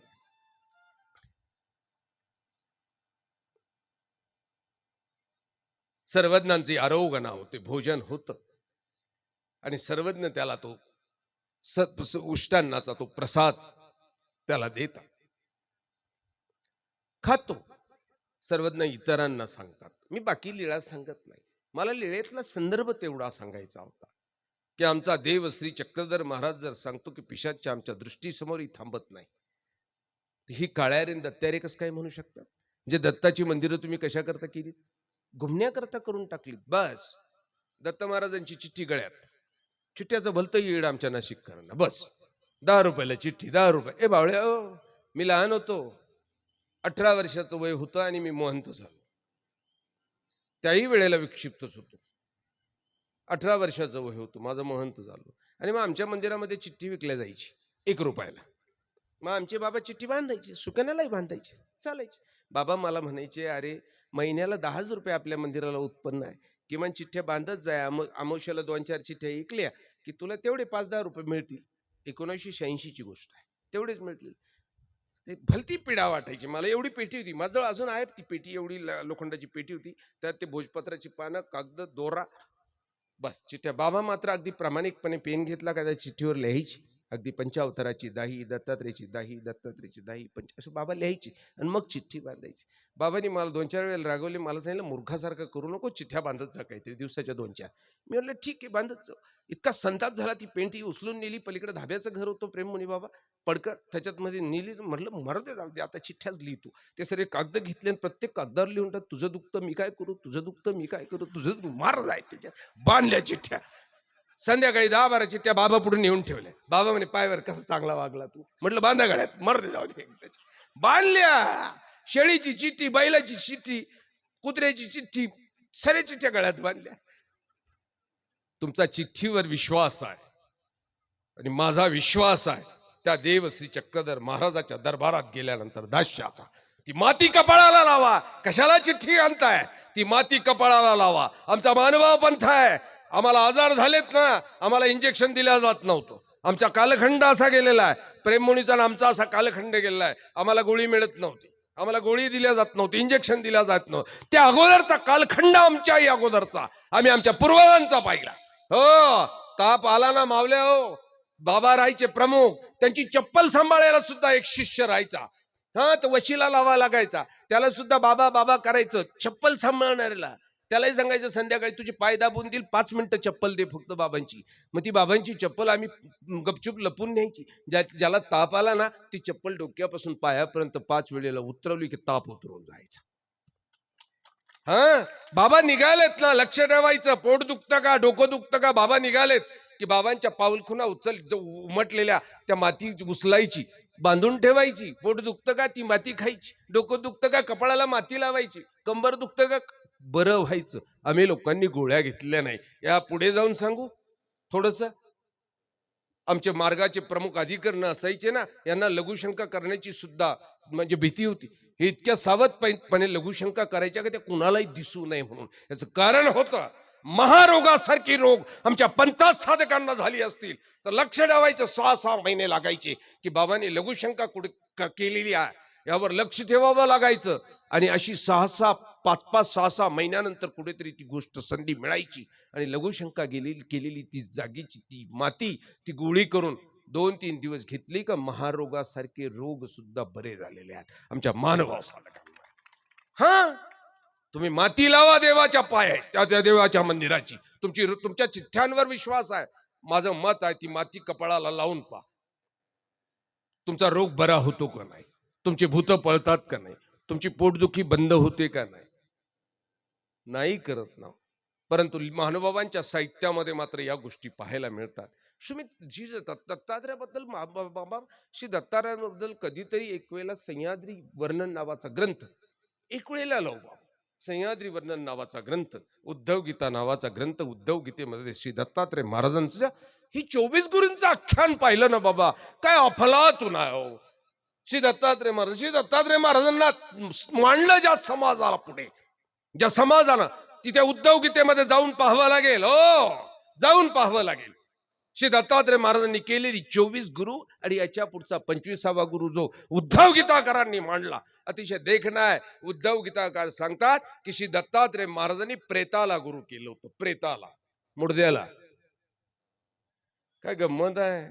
तुम्ही माणसाला गुरु करणार, श्री दत्तात्रय महाराजांनी मुडद्याला गुरु केलं होतं, त्या प्रेताला गुरु केलं होतं. त्या प्रेतामध्ये सुद्धा श्री दत्तात्रय महाराजांना शिकण्यासारखं वाटलं. कारण आहे, प्रेत जितकं निरालंबी असतं, निराभिमान असतं, तितकं तुम्ही असलं पाहिजे. बघा, काहीच नाही. ते प्रेत किती मस्त गमतीचं आहे आणि किती स्वार्थी आहे प्रेत. खरंच सह्याद्री वर्णन किंवा उद्धव गीता बाबा लावण्याचा योग आला ना मला 5-7 दिवस, म्हणजे उपदेशन करता नाही, अन्यन करता सुद्धा त्याची गरज आहे. का काय गमतीचं प्रेत सांगितलं की ते शरीर जेवतं कोण? जीवात्मा का तोंड? चव कोण घेतं? जिबली का जीवात्मा? जिबली. बरोबर आहे ना? बिडी कोण पितं? ओठ. नाकात नथ कोण घालतं? नाक. डोळ्याला चष्मा कोण लावतं? डोळा. बरोबर आहे ना? साडी कोण नेसतं? एक केस कोण विंचरतं? तोंडाला पावडर कोण लावतं? हे सर्व शरीर आहे, आत्म्याचा काही संबंध नाही. परंतु या केलेला प्रत्येक क्रियेचा दोष कुठे लागतोय? कोणाला लागला? शरीराला का आत्म्याला? आत्म्याला. हा, भोगल्या कोणी गोष्टी? शरीराने. दोष कोणाला लागला? आत्म्याला. पण तुझे शरीर बघा जाताना कसं मुक्त होऊन जातं, मस्त आंघोळ पांघोळ करून जातं. काही घेणं देणं नाही आता त्याला. संपलं, त्याचं काम संपलं. मजा केली, हौस केली, सर्व केलं, सरे हात मोकळे केले, आंघोळ पांघोळ करून गेली. बरं, जाताना पायी सुद्धा जात नाही. केवढं भामटाड आहे ते. 4 लोकांच्या खांद्यावर जातो. हा, किती निरालंबन आहे. कशाचीच त्याला डागच लागलेला नाही त्याला. हे अरे, तुम्हाला हे जगता आलं पाहिजे. श्री दत्तात्रय महाराजांनी त्या प्रेताची गंमत पाहिली की सर्व उपभोग त्या शरीराने केली. भूक लागली शरीराला लागली, थंडी वाजली शरीराला वाजली. दश इंद्रियांनी आपली हौस मौज करून घेतलेली आहे. याच्या जीवात्म्याचा काही संबंध नाही. आणि संबंध असेल तर दोघांचाही आहे, शरीराचाही आणि आत्म्याचा आहे. दोघांनाही तेवढाच त्रास व्हायला पाहिला होता. पण शरीर मात्र त्याचा कुठलाही वाटेकरी होत नाही. ते सरळ सांगतात, तू तुझं पाय, मी चाललो आता खांद्यावर बसून. मस्त खांद्यावर बसून जातं. हा, दत्तात्रय महाराजांनी सांगितले, शरीरासारखं तुम्हाला या प्रेतासारखं वागता आलं पाहिजे की सर्व सर्व सर्व काही असू नये, तुम्हाला त्यातनं वेगळं राहता आलं पाहिजे. तुम्ही तर प्रत्येक गोष्टी चिटकलेले आहात. प्रत्येक गोष्टी, पोरात चिटकले, पोरीत चिटकले, जावयात चिटकले, नातात चिटकले. कालपासून ते कालपर्यंत ते बेनं पाहिलंच नव्हतं जावई. अकस्मात पाहिलं की त्या जावयाचं प्रेम उफाळून येतो. पहा तुम्ही, ते आल्यानंतर पाहुणचार, ये सासर त्याच्या पाया पडतो. हे पोरीचा भाऊ बघा, त्याच्या मागे दाजी काय बावळ्या कांठळातले कायचा दाजी आला. काल पण त्याचं तोंड पाहिलं नाही, गुटखा खाऊन मोकारी आणतं, काय चष्मा लावतो, काही कपडे घालते, आंघोळ करत नाही, चड्डी पाटली, बन्यान पाटली दाजी. कालपर्यंत तोंड पाहिलं नाही त्याचं. बघा ना, तुमचा आलिंबन बघा, तुमचा चपलीत आलंबन आहे, तुमचं बायकोत आलिंबन आहे, पोरीत आलिंबन आहे. पोरा त्या शरीराचं कोणाचंच नाही. सोडलं का तो एका मिनिटात कोणाचाच नाही. चालला, याचं वेगळं अजून आहे. तुम्ही तिथं ठेवलं ना, तुम्ही त्याला गंध लावला तरी ते प्रेत हसत नाही. त्याच्या गळ्यात माळ घातली त्याला आनंद नाही, त्याला नवे कपडे दिले त्याला अजिबात सुख नाही. त्याला त्या लाकडांवर ठेवून पेटवत असताना सुद्धा ते शरीर कधी ओरडलं का मला चटके बसतात? मीठ टाका, तेल टाका, थंड पाणी करा, गरम पाणी करा, काय करतात ते? काहीच नाही करत. तुम्हाला तसं राहता आलं पाहिजे. श्री दत्तात्रय महाराजांची गुरु आहे. श्री दत्तात्रय महाराजांनी वेश्येला गुरु केला. हो, तुम्हाला कळाला काही? वेश्येला गुरु करावा का दत्तात्रय महाराज? या पृथ्वीला गुरु केला. या पृथ्वीला तुम्ही केला का? कधीतरी या मातीच्या पाया पडलात का? तुमचं मान हल्ली का? तुमची देवा पुढे मान हलत नाही, गुरुं पुढे हलत नाही. कमीत कमी या मातीपुरी तरी नतमस्तक झालात का? श्री दत्तात्रय महाराजांनी या पृथ्वीला गुरु केलेला आहे.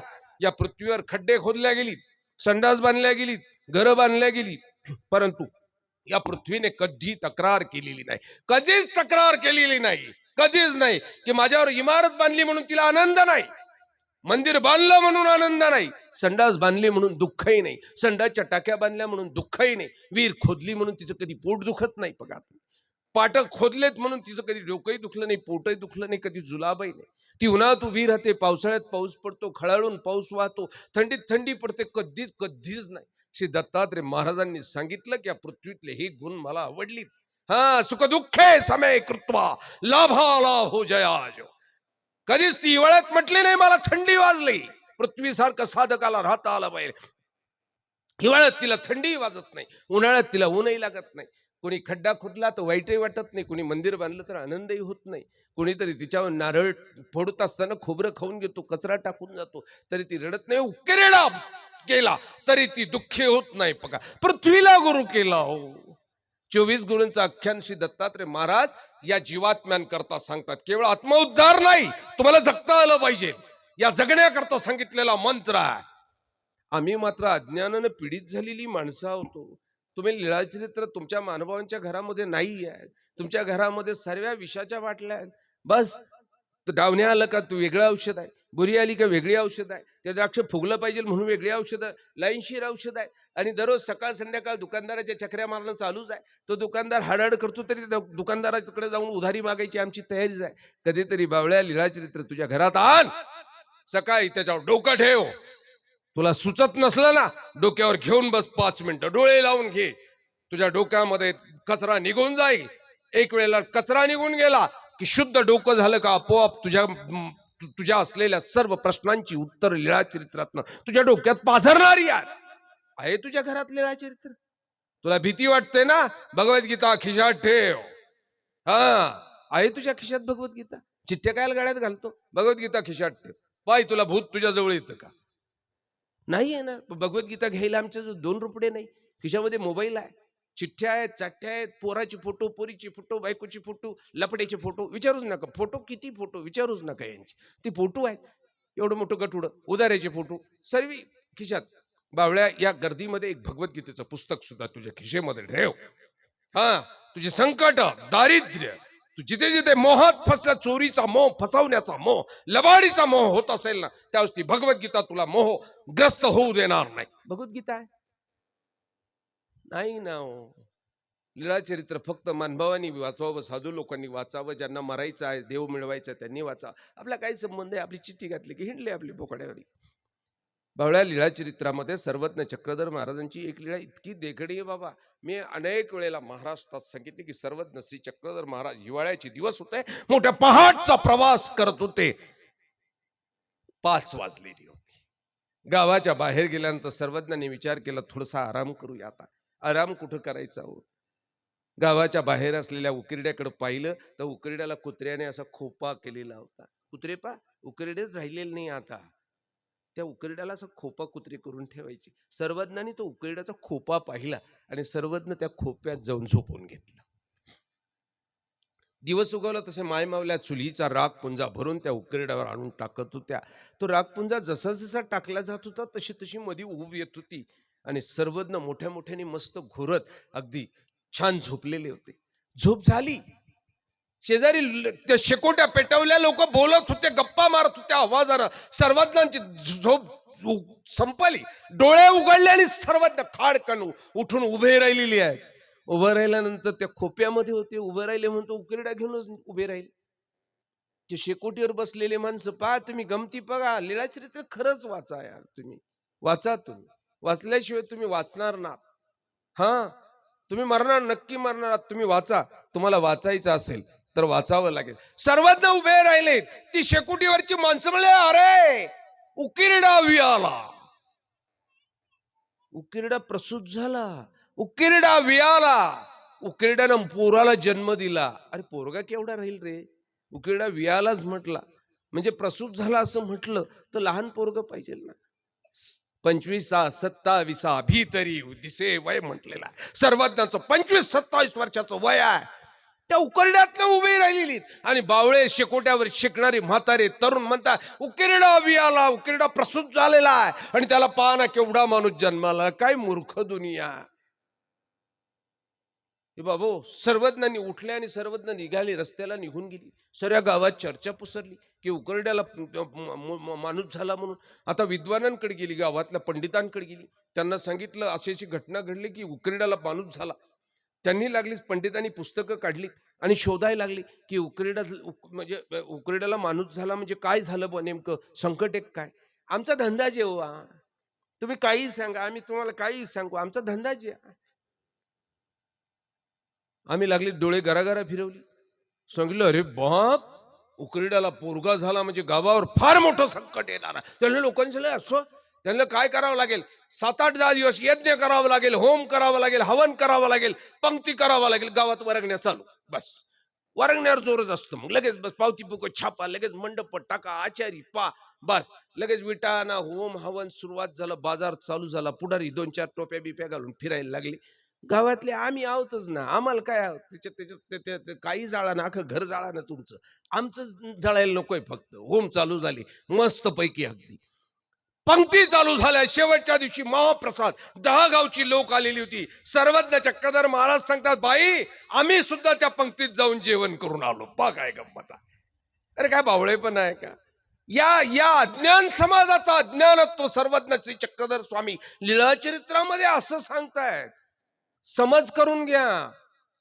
सर्वज्ञांचा विचार कसा होता तो. महाराष्ट्री असावे. मी आज सकाळीच माझं रेकॉर्डिंग होतं ढोऱ्या डोंगराबद्दलची, मला माहिती सांगायची होती. 1235 पासून ढोऱ्या डोंगरात महानुभाव जातो. 1235 पासून ढोऱ्या डोंगराला आम्ही शिदोऱ्या बांधून जायला लागलो. बाबा अतिशय दुःखाची गोष्ट आहे, 1235 पासून पहिले वैराग्य देव आपले गेलेले आहेत. आचार्य श्री नागदेवांची पुत्र वैराग्य देव 13-14 वर्षाच्या वयामध्ये ढोऱ्या डोंगरात त्यांनी देवाकरता स्वतःच जीवन समर्पित केलं. सकाळीच बोलत होतो मी याबाबत.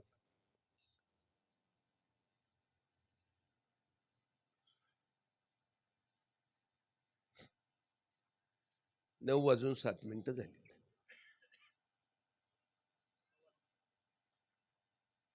काय हा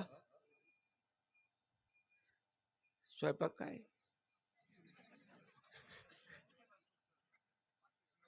हा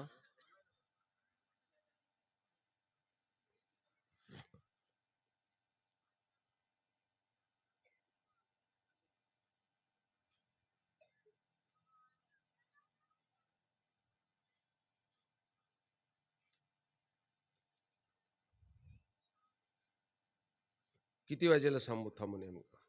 नाही, मी माझा 1-1 मिनिटं पुरा करेन. स्वयंपाक नको गार व्हायला.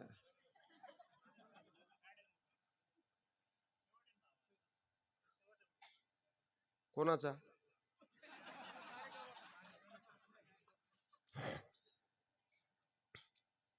मी सकाळी बोलत होतो ढोऱ्या डोंगराबद्दल. वयाच्या 13व्या-14व्या वर्षी या लोकांनी तिथं देहक्षेपण केलेला. आम्ही गेलो नाही ढोऱ्या डोंगराकडं. तुम्ही गेलात कधी वासनिक मंडळी शिदोऱ्या बांधून पार्टी करायला? कधीतरी ढोऱ्या डोंगरात जाऊन रडलात? आम्ही का तुला भेटायला येऊ शकत नाही म्हणून रडलात कधी? नाही रडलात. रडायला पाहिजे होतं. रडल्याशिवाय देव मिळणार नाही. मी श्री दत्तात्रय प्रभू महाराजांबद्दल मला एक जाता जाता मी सोडून दिलेला विषय होता. मी म्हटलं वेळ कमी पडतोय म्हणून जातोय. बाबा रे, श्री दत्तात्रय प्रभूंना मागायचं असेल तर काय मागितलं पाहिजे हा माझा आग्रह आहे. तुम्ही दत्तात्रय प्रभूंना मागायचं काय? सहस्त्र माझा आत्ता महाराष्ट्र शासनाचा कार्यक्रम होता. मी आता गेल्या 10 दिवसापूर्वी महाराष्ट्र शासनाचा सांस्कृतिक विभागाचा कार्यक्रम होता. सज्जनो, माझ्या निफाडकरांना या गोष्टी मी सांगत नाही, मला असं वाटतं सांगू नये. आपले बाहेरचे उद्योग आपण करावे. मी 92 दिवस कार्यक्रम केलेले भागवताचे, आज सलग 92 दिवस. परमेश्वराने 92 दिवसात माझा आवाज खराब होऊ दिला नाही. तुम्हाला आजार आहेत का नाही माहित नाही, मला दररोज 2 वेळेला इंजेक्शन लागतं.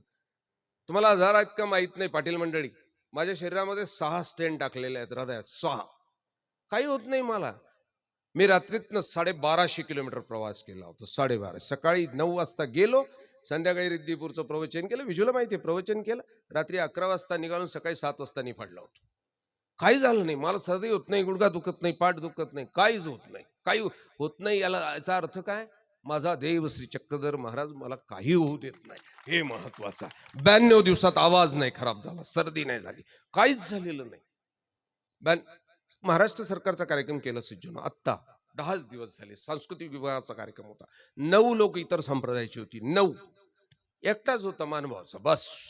सर्व पट्टीचे विद्वान होते. एकटाच मानभावाचा माणूस होता. शेवटच्या दिवशीच होतो. शेवट करायलाच मला बोलवलं होतं. बरं, श्री दत्तात्रय महाराजांबद्दल मी तिथे रिद्दीपूरला बोलायचं होतं. कारण रिद्दीपूरला गेलात ना तुम्ही, ती रिद्दीपूरचं एक वैशिष्ट्य आहे, ती जमदाग्नीची भूमी आहे. जिथं जमदाग्नीचा आश्रम होता, रेणुकेचा आश्रम होता, जिथं रेणुका आणि जमदाग्नी राहत होते, जिथे सहस्त्रार्जुन गेला, ती कामधेनू मागितली.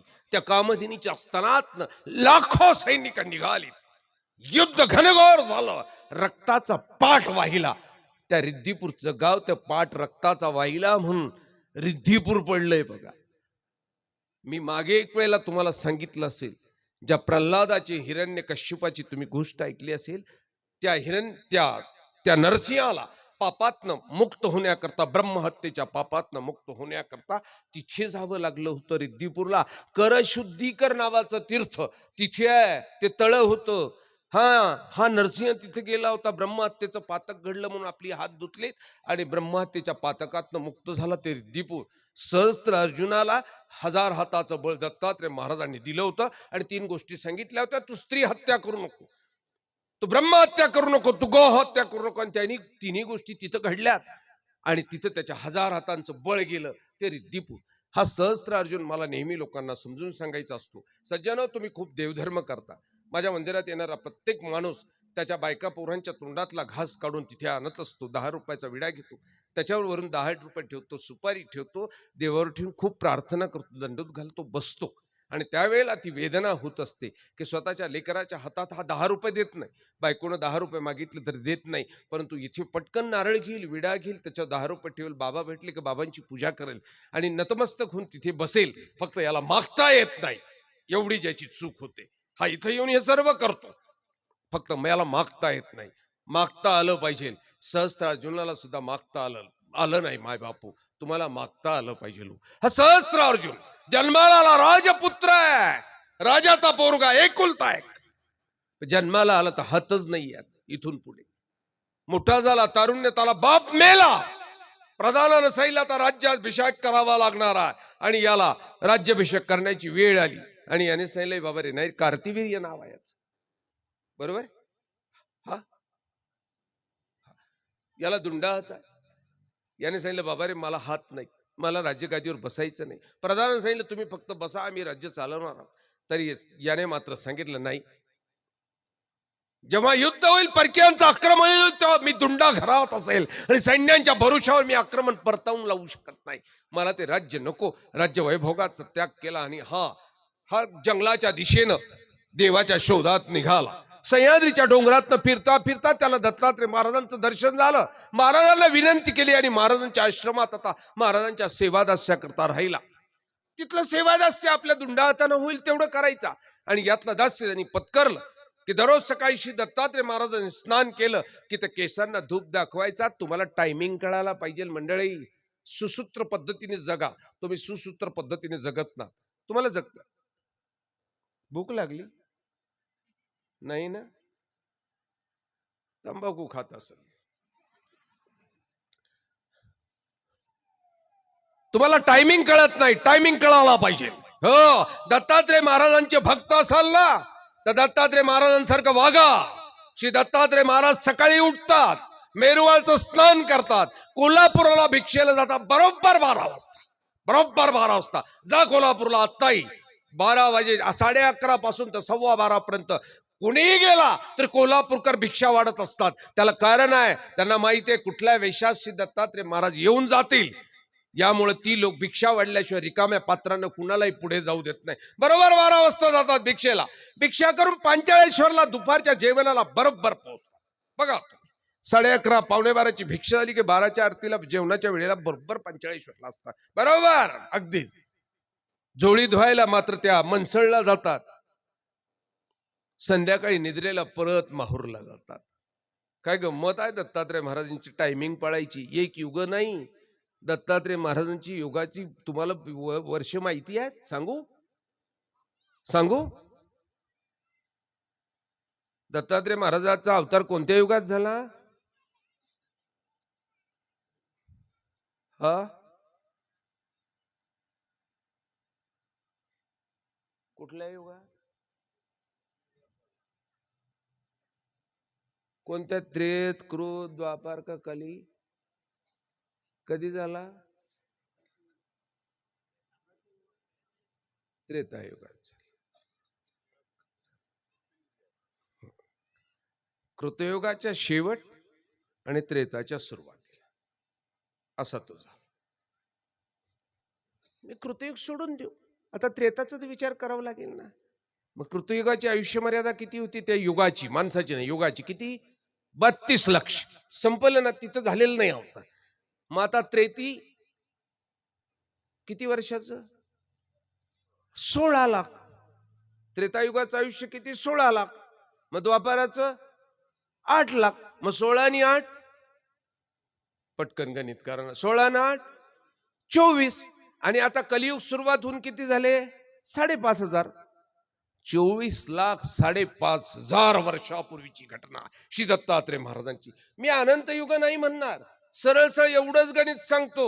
24 लाख वर्षापूर्वीची गोष्ट आहे. आणि 24 लाख सातत्यानं आताही दत्तात्रय महाराज भिक्षेला जातात, भोजनाला येतात, झोळी स्वतःच्या हातून धुतात आणि निद्रेला जातात. काही गंमत आहे? तुमच्या घरातल्या दत्तात्रयाचा तो विशेष आहे ना, नाणं घालत जा, त्याला तेल लावत जा, मोकारेलवानी कपडे बदलवत जा मावले हो.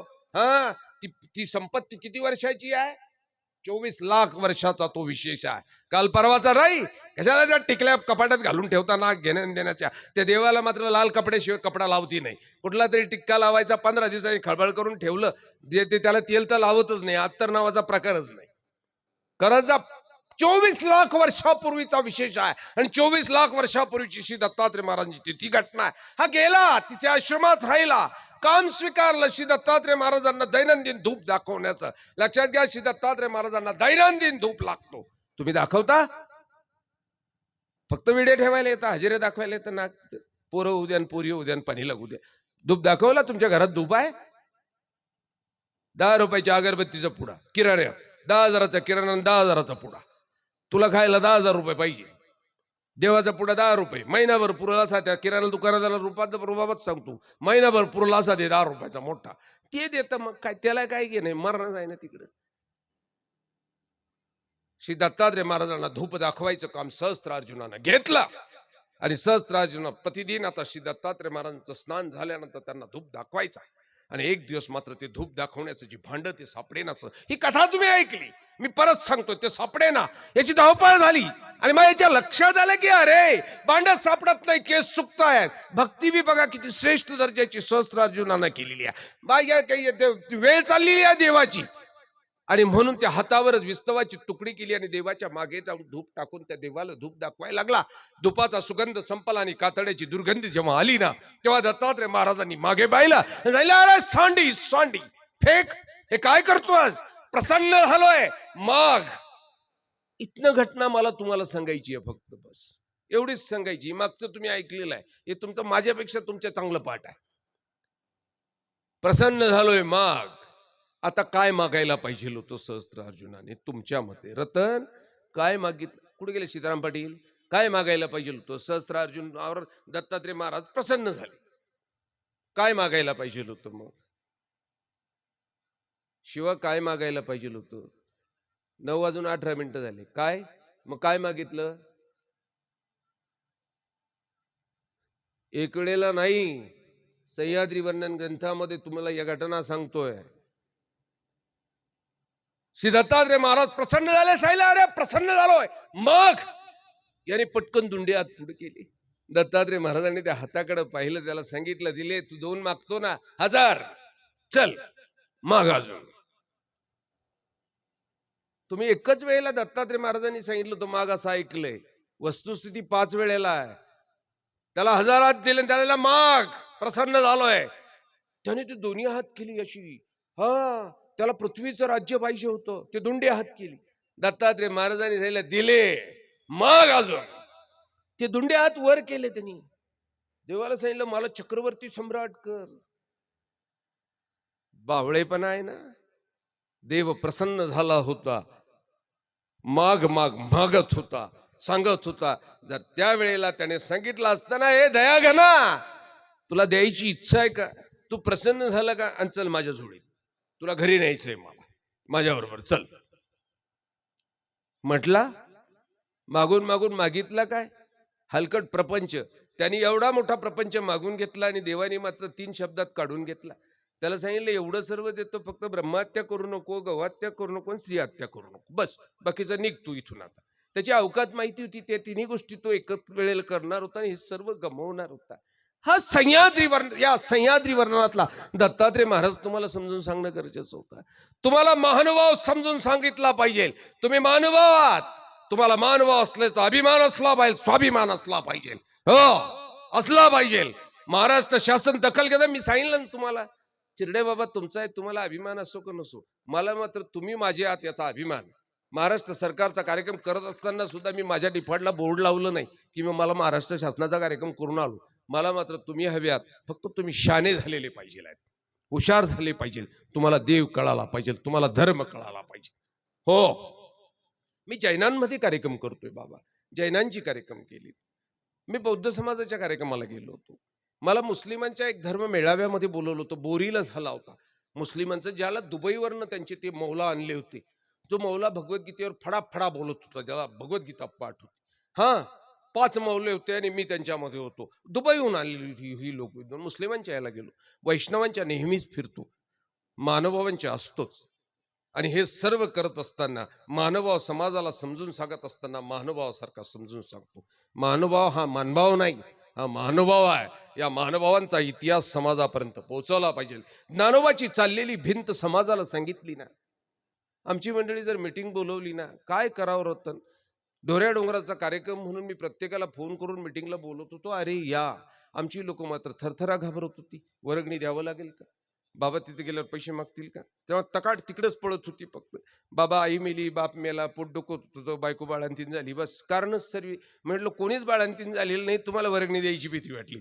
बरं तरी मी मीटिंग मध्ये सांगितलं, बरोबर ना, पोरं आहेत गावचे, मीटिंग मध्ये जाहीर सांगितलं, अजिबात नाही कोणाला मागायचं नाही, मला कोणी द्यायचं नाही, मी कोणाला मागणार नाही. हा, जे येईल माझ्या हातामध्ये, देव श्री चक्रधर महाराजांनी झोळी दिलेली आहे, ज्याला वाटेल तो झोळीत टाकेल. कोणीच टाकला नाही तर माझ्या झोळीमध्ये माझा देव समर्थ टाकणार आहे, नक्की टाकणार आहे. माझी अवकात नाही ती झोळी धरण्याची, एवढं तो टाकणार आहे. आणि वस्तुस्थिती त्या दिवशी प्रेममुनी बाबा होते, मयंकराज बाबाही होते. मला असं वाटतं एका मिनिटात दररोज 3 ते 4 हजार लोकांचा कार्यक्रम एका मिनिटात संपला आहे. माय बाबू, एकाच मिनिटात संपवला. एकच माणूस उठतो, मी तो म्हणतो 3 दिवस मी खाऊ घालतो. एकच माणूस उठलाय मावल्यावर, एकच माणूस उठलाय, तो म्हणे मी आता हे मंडपच टाकून देतो सर्व. लग्नाला पोरीच्या मंडप टाकणं होत नाही, तो म्हणे 3 दिवसाचे मंडप मीच टाकतो. 3 दिवसाचे सकाळी चहापासून संध्याकाळपासून जेवणापर्यंत तो म्हणे तुम्ही सांगाल ते, आचारी माझा गॅस माझा. हे सहज पार पडलं. मला असं वाटत असतं तुम्ही तिथं आला पाहिजे, तुम्हाला इतिहास समजून सांगता आला पाहिजे. माझा उद्देश आहे महानुभावांचा. तुम्हाला चाललेली भिंत माहिती आहे ना सर्वांना, की ज्ञानोबा त्यावर बसले मुक्ताईने साईला. ज्ञानोबा भिंत चालेल का, चालली भिंत. रेड्याच्या डोक्यावर हात ठेवला, रेड्या वेद वाकला, तुम्हाला माहिती आहे ना. परंतु ही गंगा गोदावरी जी नाशिकला उगम पावली, ही आचार्य श्री नागदेवांच्या महानुभाव पंथाच्या पहिल्या आचार्याच्या दर्शनासाठी गेली. तुम्हाला माहिती आहे ती जागा? नाही ना. माना हलू नका. कुठे? नाही ना. गंगा दर्शनाला गेलेली तुम्हाला माहित नाही, घेणच नाही आम्हाला. ज्योतिर्लिंगाला जात असताना आमच्या महानुभावाला हिनवल्या जातं. ठणकावून सांगा उपदेशी मंडळी, ठणकावून सांगा, तुम्ही चारीधामला जाता, हौस मौज करून येणार असाल, दर्शन घेऊन येणार असाल, आम्ही जात नसू. आम्ही कदाचित मारुतीला मानत नाही असं तुम्ही म्हणत असाल, गणपतीला मानत नाही असं म्हणत असाल, महादेवाला हात जोडत नाही असं म्हणत असाल, हे तुमची चूक आहे. एक लक्षात घ्या, ही तुमची चूक आहे. तुम्ही फक्त हात जोडून काय मिळवता यापेक्षा आम्ही काय हात न जोडता तुम्हाला देतो हे बघा. परळी वैजनाथाच्या त्या ज्योतिर्लिंगावर जा. परळी वैजनाथाच्या ज्योतिर्लिंग किती आहेत? एवढं बरं आलं पटकन.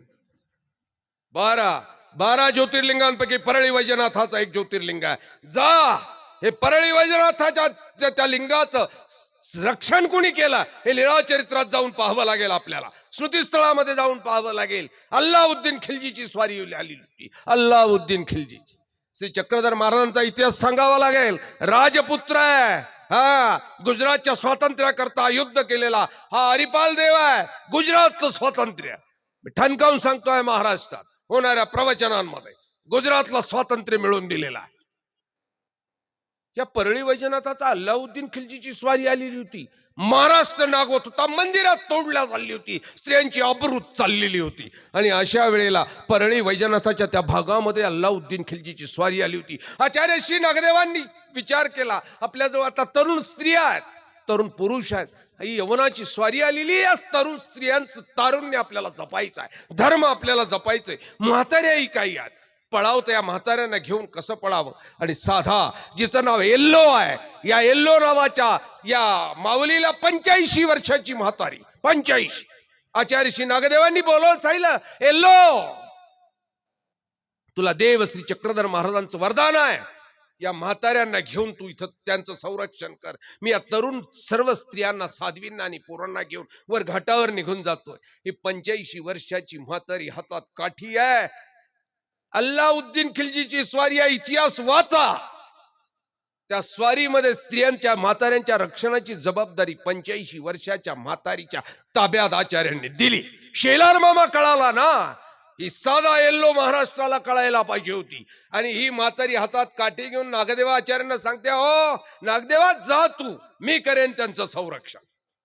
आणि ही 60, 70, 100, 200 जी म्हातारे आणि म्हाताऱ्या होत्या, या येल्लोनी ताब्यात घेतल्या. आचार्य श्री नागदेव घाटावर निघून गेले आणि येल्लो आता परळी वैजनाथामध्ये आली. विचार केला, म्हातारे रक्षण करायचे, मंदिरांचे रक्षण करायचं, आणि ही साधा आता त्या परळी वैजनाथाच्या मंदिरामध्ये या सर्व संन्याशींना घेऊन गेलेली आहे. मंदिराच्या दाराशी जिथं ज्योतिर्लिंग तुम्ही नमस्कारताय ना, त्या मंदिरातली गोष्ट आहे. मध्ये सर्व म्हातारे बसवले आणि 85 वर्षाची म्हातारी हातात काठी घेऊन त्या मंदिराच्या परळी वैजनाथाच्या मंदिराच्या दरवाजावर बसलेली आहे. आता ती स्वारीतली सैनिक टोळ्या, 50-50, 100-100 लोकांच्या टोळ्या चाललेल्या होत्या. सैनिकांच्या घोड्यावर बसून ती त्या मंदिराकडे पाहिली की डोळे फिरवायची, कारण मंदिर तोडणं हा त्यांचा उद्देश होता, स्त्रियांची आबरू लुटणं हा त्यांचा उद्देश होता. ते त्या बसलेल्या म्हातारीला, बुड्ढी अंदर कौन है? ही 85 वर्षाची म्हातारी या सैनिकांना निर्भीडपणे काठी हलवत, मान हलवत सांगायची, अरे बेटा अंदर कोई नाही. सर्वज्ञ श्री चक्रधर महाराजाची ही येल्लो बसलेली आहे, डोळून सांगायची. आणि बघा, हा क्रूर अल्लाउद्दीन खिलजी ज्यानं महाराष्ट्र भ्रष्ट केला, परंतु या साधाईसाच्या तपसाधनेचं बळ, देवश्री चक्रधर महाराजांच्या आशीर्वादाचं बळ आलेल्या सैनिकांची टोळी पुढे जायची. परत मागण्या टोळी आली की परत ती सैनिक चौकशी करायची, कोण आहे, आणि साधा तेच सांगायची, इथं कोणी नाही, इथे फक्त श्री चक्रधर महाराजांची येल्लो बसलेली आहे म्हणून. अवघा हा आलेला अल्लाउद्दीन खिलजीची स्वारी सरकत पुढे गेलेली आहे. पाकचा भाग आता व्यवस्थित झाला, शांतता झाली. हे म्हातारी इथून निघाले. हा इतिहास जसाच्या तशा महानुभावांच्या साहित्यामध्ये लिहिला गेला, स्मृतीस्थळामध्ये लिहिला गेला. परळी वैजनाथाच्या मंदिराच्या अशी ग्रेस सुद्धा मंदिराला म्हटली नाही किंवा त्या लिंगाजवळ सुद्धा यवनाला जाऊ दिलं नाही. संन्याशी आपल्या म्हातारींनाही वाचवलं आणि परळी वैजनाथाचं लिंगही वाचवलं. काय म्हणाल तुम्ही आता याला? हात जोडणं चांगलं का हे काम चांगलं? महानुभावांचा हा इतिहास तुम्हाला समाजापर्यंत पोहोचवावा लागेल ना. रामचंद्र तुम्हाला काय कळाले? रामचंद्र तुम्हाला काय कळाले? तुमच्यापेक्षा महानुभावांना रामचंद्र कळाले ते वेगळेच आहेत ना.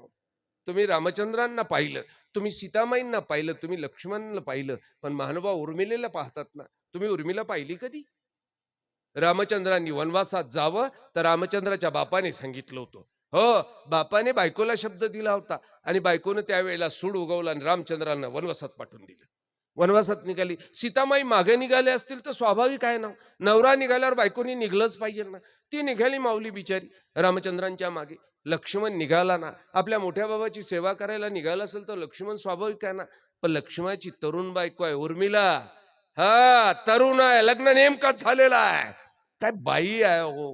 कधीतरी हा इतिहास लोकांना सांगितलं पाहिजे ना. ही उर्मिला, लक्ष्मण निघालाय श्रीरामचंद्रांबरोबर. उर्मिला दरवाजात आली, नवऱ्याला सांगितलं, हो. लक्ष्मणानं मागं पाहिलं आणि बायकोकडे पाहून सांगितलं, अगं उर्मिले, मी दादाच्या सेवेकरता जातो ग, वहिनीच्या सेवेकरता जातो. मागे मात्र 4 माता आहेत, बाबा आहेत, यांच्या सेवेची जबाबदारी मात्र तू घ्यायची आहे. उमऱ्यातली उर्मिला उमऱ्यात थांबली. तुम्ही काय केलं असतं या वेळेला सांगा? लग्न झालं, वर्ष नवरा निघाला असता 14 वर्षाच्या वनवासात, तुम्ही काय म्हटले असते? बरं, घेण्यान देण्याचं ना. रामाला वनवास झाला, सीतेला झाला, तुझं काय मध्ये लक्ष्मणाने उडी मारायची, तुम्ही काय केलं असतं मावले? तुमचा समज, यांचं जाऊ दे, मरते जा, आपण बोलू. काय केलं असतं? त्याला जायला असतं, वाड्या पारकत दे, येडावला काय? बापाला बोलवते, तो बापी आला असता, सोनं दे. डिबर दे लग्नात घेतलेले, गादी दे, कॉट दे, म्हटले असते ना. उर्मिला मात्र यातलं काहीच बोलली नाही. उंबऱ्याचा पाय बाहेर काढला नाही आणि उर्मिला तिथंच थांबली. 14 वर्ष परत रानात भेटायला बी गेली नाही. महिन्याला फोनही केला नाही, पत्रही लिहिलं नाही, चिठ्ठी बी नाही, कबूतर ज्या ज्या अजिबातच नाही. 14 वर्ष उर्मिला घरी या. हो, ही उर्मिला महानुभावांनी समजून सांगितली पाहिजे. हा, श्री रामचंद्र समजून तुम्ही सांगता, मी उर्मिला सांगू शकतो की उर्मिला अशी होती. महानुभावांचा इतिहास वेगळा. तुम्ही छत्रपती सांगत असता, बघा तुम्ही छत्रपतीच्या इतिहासाची मोठी गंमतच आहे बाबा. काल परवा शिवाजी महाराजांची जयंती होती. माझा पोरांनी आमचा व्हिडिओ टाकायचा ठरवलं. ते म्हणणे नाही, अरे म्हटलं बावळ्या हो, माझा अभंग टाका ना, मी मी मी अभंग म्हणू शकतो ना चांगला, तुकोबांचा अभंग म्हणू शकतो. हेची थोर भक्ती आवडते देवा, मी म्हणू शकतो ना, काही हरकत नाही ना. आता विश्वात्मके देवे येणे वाद घेतणे, मी म्हणू शकतो ना, हे काही नाही. भक्त ऐसे जाना जे देही उदास, अरे तुकोबांचे अभंग म्हणतो, ज्ञानोबांचे अभंग म्हणतो. आता विश्वात्मके देवे, मी ताटीचे अभंग म्हणू शकतो. योगी पावन मनाचा, हे टाकू ना. ते म्हण नाही नाही, आपल्याला शिवाजी महाराज जयंती शिवाजी महाराजच टाकायचं. म्हटलं शिवाजी महाराजाला समाजाला समजू कुठं दिलं, महाराजांना कुठे, समाजाला समाजापुढे तर महाराजांचा इतिहास चुकीचा मांडला.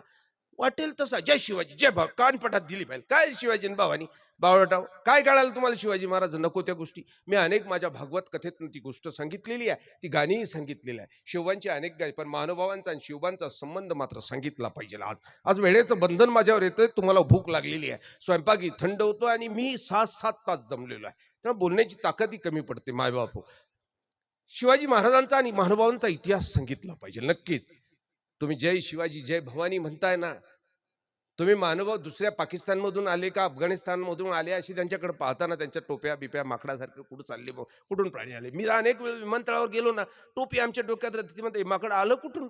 मी म्हणतो वा काय गंमत आहे राव. ए बावड्या, तुला जर महानुभाव कळत नसेल ना, ही तुझी चूक आहे. मराठीचा पहिलं वाक्य लिहिणारा महानुभाव आहे. मराठीचं पहिलं वाक्य लिहिणारा, मराठीचं पहिलं काव्य लिहिणारा महानुभाव आहे. तुम्ही शाळेत जाताना मराठीचं व्याकरण करणारा पहिला व्याकरणकार भीष्माचार्य महानुभावांचा आहे. जात्यावरची पहिली ओवी गाणारी महानुभाव स्त्री आहे. मराठीची पहिली गोष्ट सांगणारे, कौचिवची गोष्ट सांगणारा श्री चक्रधर महाराज आहे. ज्या विचारांपुढे, ज्या आचारांपुढे नतमस्तक झालेला महाराष्ट्राचा राजा, ही गोष्ट सांगितली पाहिजे ना. तुम्ही जाताना फलटणला पाणी आणताना अंगाला लावता, रोग बरा झाला पाहिजे, पाणी आणून पिता पोरं झाली पाहिजे. हे बावळ्या, अरे जा फलटणला. ज्या फलटणच्या त्या फलटणच्या त्या मातीमध्ये हा राजा शिवबा, या राजा शिवबाची घटना बघ. कधीतरी समजून सांगा ना प्रजा, सांगा ना कधीतरी. शिवछत्रपती शिवाजी महाराजांचे अष्टप्रधान होते बघा. अष्टप्रधान निपाडकर, तुमच्या माहिती करता सांगतो. मंडळी मोठी विचित्र बाब, ही निपाडकर मंडळी मोठी विचित्र. कधी आले काय बाबा, भेटलेच नाही तुम्ही. आम्ही येऊन गेलो कानठळात देऊ, काय संबंध तुझा माझा. नाही भेटलो, नाही राहायचं, माल नाही पडला, मी फिरल. कधी विचारलं का बाबा कुठं कार्यक्रम होता तुमचा.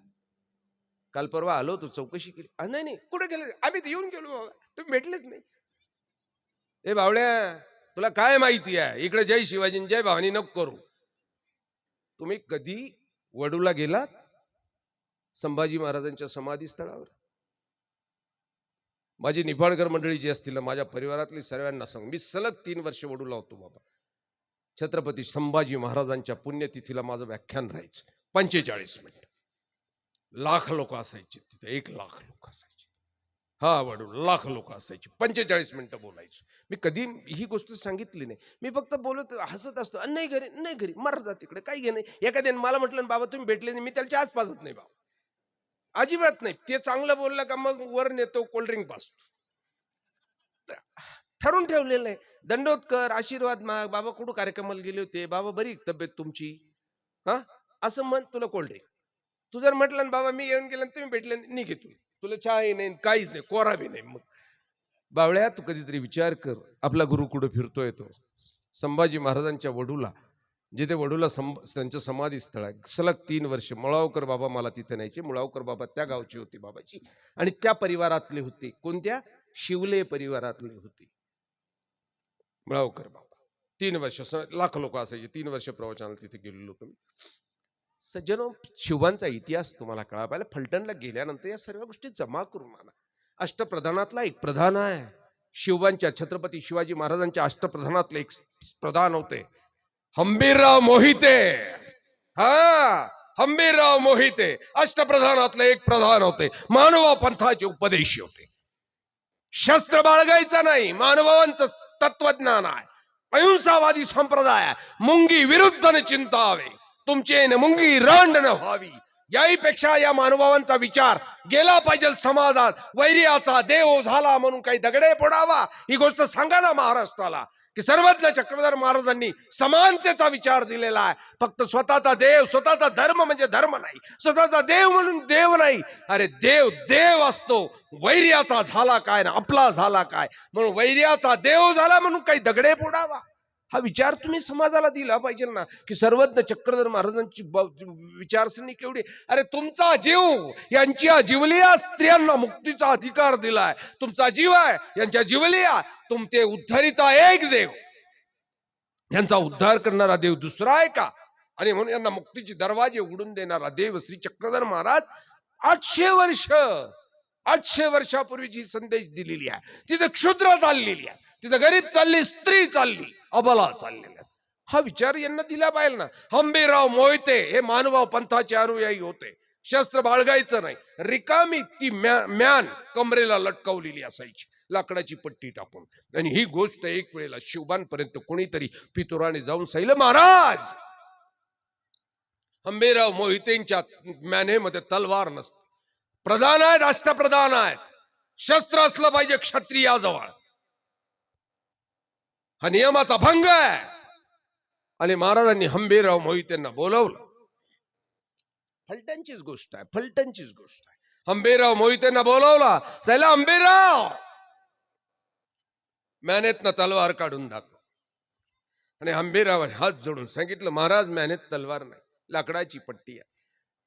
मी मानवा पंथाचा अनुयायी हो, सर्वज्ञ श्री चक्रधर महाराजांच्या विचारावर चालणार हो. अहिंसा आमचा धर्म आहे. परंतु ज्या वेळेला राज्यावर संकट येईल, धर्मावर संकट येईल, त्यावेळेला मात्र आमची ती अहिंसा अशी पोरखेड म्हणून आम्ही वापरणार नाही. सर्वज्ञ श्री चक्रधर महाराजांच्या विचार शिवांपुढे हंबीररावाने मांडला. हा महाराष्ट्राचा राजा प्रसन्न झाला. आणि प्रसन्न झालेल्या राजानं हंबीररावानं सांगितलं, हंबीरराव प्रसन्न झालो मागा. काय हंबीररावाने मागितलं हो? हा इतिहास कधीतरी सांगा ना. नाही सांगत. हंबीररावाने मागताना सांगितलं नाही की राजे मला 10-20 गावाची जागिरी द्या, मागितलं नाही. तुम्ही ज्या रंगशिळेवर जाता ना, ज्या रंगशिळेवर जाता ना, तिथं मंदिरांमध्ये ही रंगशिळा कुठे होती नंतरच्या भाषणात सांगतो कधीतरी. ही रंगशिळा मागितली. प्रसन्न झालेल्या राजानं सांगितलं, या पोगरवाडीचं मंदिर आहे, कधीतरी जा पोगरवाडीला. मी मागच्या वर्षी चंदनवंदनला घेऊन गेलो मंडळींना, आणि जाणीवपूर्वक पोगरवाडीला गेलो होतो. पोगरवाडीला जाते मंदिर बघा. हा, हंबीररावने बांधलेलं मंदिर आहे. त्या मंदिराच्या उदरनिर्वाह करता राजा प्रसन्न झाला. हंबीररावानं सांगितलं, हंबीरराव त्या पोगरवाडीच्या मंदिराच्या उदरनिर्वाह करता आम्ही देत आहोत. हत्ती सोडा. हा 24 तास जेवढ्या परिसरामध्ये फिरेल, 24 तास हत्ती जेवढ्या परिसरात फिरेल, तेवढी जागा या मंदिराच्या उदरनिर्वाह करता लिहून द्या.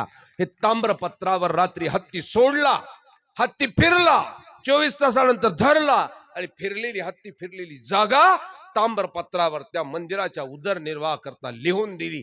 हा महानुभावांच्या इतिहासात घडलेल्या घटना समाजापर्यंत न्याव्या लागतील ना.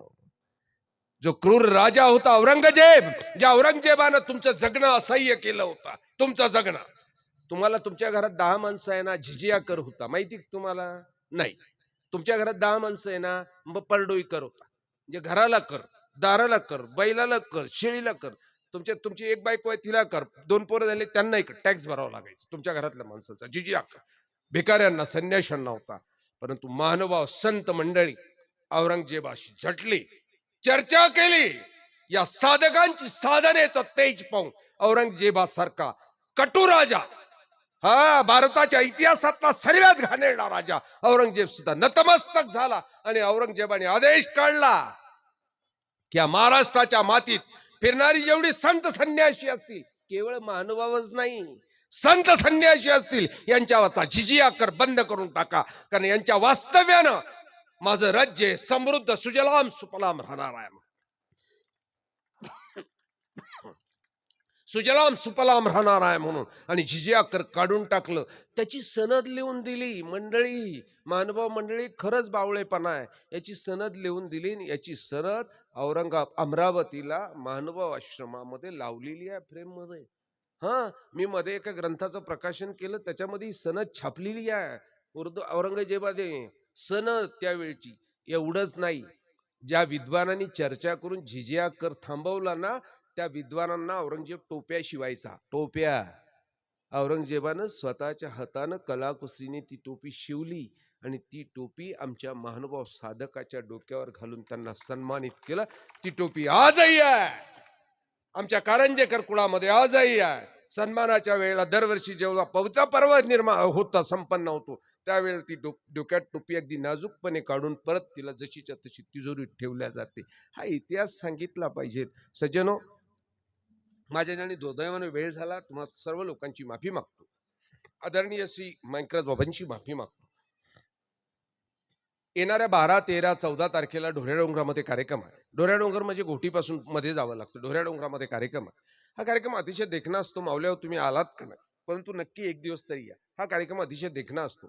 याला सकाळी पहाटे 4 वाजेपासून चालतो. आमची विंचूरकर, लासलगावकर ही मंडळी, अगदी आमचं टाकळी, पाचोरा या भागातली लोक यथेच्छ त्या भागामध्ये येतात. विंचूर म्हणजे वायगाव, भरस या भागातली लोक येतात. आमचे लोखंडे साहेब आलेले आहेत तिथं. सन्माननीय महाराष्ट्राचे मंत्री भुजबळ साहेबांचे पी मानवा आणि साहेबही आलेले आहेत.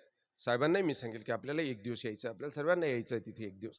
अगदी सकाळी 5 वाजता 4 वाजता हा कार्यक्रम सुरुवात झाला की याचं पोथी असते, प्रवचन असते, देवपूजा असते आणि त्याचबरोबर भिक्षा मागण्याचा एक अवर्णनीय आनंद असतो. आपली झोळी घ्यायची, मस्त स्वयंपाक केलेला असतो. अगदी लांबवर, अगदी उन्हात मध्ये जायचं, पायात पादत राहणं आणि उन्हामध्ये पाय भाजत असताना जायचं, मस्त झोळी घेऊन आपली ती भाकर भाजी एकाच वेळेला जेवढी लागते तेवढी ताटात घ्यायची आणि मग आपल्या जागेवर येऊन चपाती, वरण आणि थोडासा भात असं हे जेवण असतं. मस्त आपल्या जागेवर आणायचं आणि मग अगदी आनंदाने आपली सतरंजी आपण टाकायची, घडी आपण करायची, पाणी आपण आणायचं, जेवण आपण आणायचं, भांडं आपण धुवायचं. तिथे फक्त 3 दिवस नामस्मरण, जप आणि प्रवचन हे एवढंच आपण साधना करायची, आत्मशुद्धी करायची. तिथे महानुभावच आला पाहिजे असं नाही. ज्याला ज्याला आत्मशुद्धी करायची आहे, आत्म्यातला आणि डोक्यातला कचरा काढून टाकायचा, त्याने तिथे येऊन आत्मशुद्धी करायची. असं 12, 13, 14 तारखेला इथे समारंभ संपन्न होतो आहे. सज्जनो, मी तुम्हाला सर्वांना आव्हान करेन, आमची साधक मंडळी सर्वीच येते आहे. थोडासा विलंब झाला म्हणून तुम्हा लोकांची माफी मागतो. आमचे विजयराज दादा, आमचे कोठी बाबाजी, आमचे प्रेममुनी बाबाजी, मध्ये भागवत कथा मी त्यांची केली. आमच्या काही तपस्विनी इथं बसलेल्या, तुम्हाला सर्वांना वंदन करतो. हे काय म्हणतात, देशमुणीची जी बाबाजी आहेत त्यांनाही वंदन करतो. तुम्हाला लोकांना वंदन करत असताना अनावधानाने एखादा शब्द विनोदाने निघून गेला असेल तर मात्र तो विनोद आहे एवढंच समजा. त्यात माझा कुठलाही वाईट उद्देश नसतो, रागवण्याचा नसतो. तर हसत हसत तुम्हाला त्या प्रांतात न्यावं हा असा उद्देश असतो. तुम्ही लोक सर्व निघलेल्या अनावधानाने निघालेला एखादा शब्द असेल तर माफ करा. पुढच्या वर्षी भागवताचं बाबांनी मला सांगितलं लवकरच तारखा ठरतील. 2 भागवत बाबांनी ठरवले आहेत. एक नांदगावला, हा कुठेतरी आहे, ती त्यांना माहिती. जे आहे पण भरवसला नक्की आहे. जे काय तारखा ठरते भरवसला भागवत आहे. माझी सुद्धा इच्छा आहे. मयंकराज बाबा अत्यंत कुशल नेतृत्व, अत्यंत कुशल. मी मयंकराज बाबाला म्हणायचो, बाबा एक वेळ भागवत घ्या, तुम्ही त्याचं नियोजन करा. कारण बाबाचं नियोजन हे अतिशय अफलातून असतो. बघा ना काय गंमत आहे, इकून तिकून पडदा लावला, 2-4 लाईट लावली तरी बघा ना गोकुळा उतरल्यासारखं वातावरण निर्माण झालं. तुम्ही सर्व आलेत, तास 1.5 तासापासून आपण बोलतो, तुमच्या चेहऱ्यावरचा प्रसन्न भाव हे सर्व बाबांच्या नेतृत्वाचं कौशल्य आहे, नक्कीच कौशल्य आहे. आणि म्हणून माझी अपेक्षा होती की बाबा एक वेळ प्रेममुनी बाबांनी घेतला. प्रेममुनी बाबांनी घेतलेला कार्यक्रम तुम्हाला सोडता अफलातून, त्या भागामध्ये एवढा समारंभ पार पडला नसेल कधीच त्या भागामध्ये, आणि पुढे सुद्धा पार पाडायचा म्हणजे तेवढी हिंमत लागणार आहे. प्रेममुनी बाबा मात्र हसायचे, इकडे तिकडे फिरायचे, मस्त बसायचे, गप्पा मारायचे. कार्यक्रम मात्र चालू होता. बरोबर, दररोज माणसं वाढत होती, पंक्तीचे जेवण वाढत होते, पाण्यापासून व्यवस्था केलेली होती. मयंकराज बाबांचंही कुशल नेतृत्व आहे. बाबांनाही मी म्हणायचो, नक्कीच बाबाजी आपण जेव्हा या भरोसा या भागामध्ये भागवत घेऊ, हे तुमच्या नियोजनात देखणं नियोजन करा. मी भागवत करेन, 10 वर्ष त्या भागातला मैलाचा दगड राहील. त्या भागवताला कोणी धक्का लागू शकणार नाही. नक्की सज्जनो, तुम्हा सर्वांचं अभिनंदन करतो, दंडवत प्रणाम करतो, वाढलेले विचार संपवतो. संकल्पना दे, तुम्हाला म्हणायचं आहे.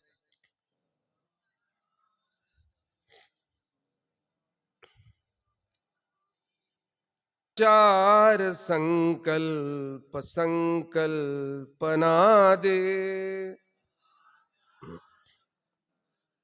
संकल्पना दे, जगी चांगले तेची आमुच्या मना दे, जगी चांगले तेची आमुच्या मना दे, हळुवार उठती सुख दुःख लहरी, हळुवार उठती सुख दुःख लहरी, तया जाणण्या तूच संवेदना दे, तया जाणण्या तूची संवेदना दे, सदाचार संकल्पना दे, सदाचार संकल्पना दे, जगी चांगले तेची आमुच्या मना दे, जगी चांगले तेची आमुच्या मना दे, जगी चांगले तेची आमुच्या मना दे, जगी चांगले तेची आमुच्या मना दे, सर्वज्ञ श्री चक्रधर स्वामी की जय.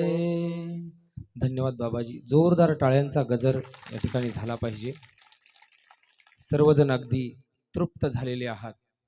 प्रत्येकाचे या ज्ञानपीठाकडे वळालेले चेहरे सांगत आहेत की आजचं हे व्याख्यान अतिशय गोड असं संपन्न झालं. या व्याख्यान सत्राचा आजचा हा तिसरा दिवस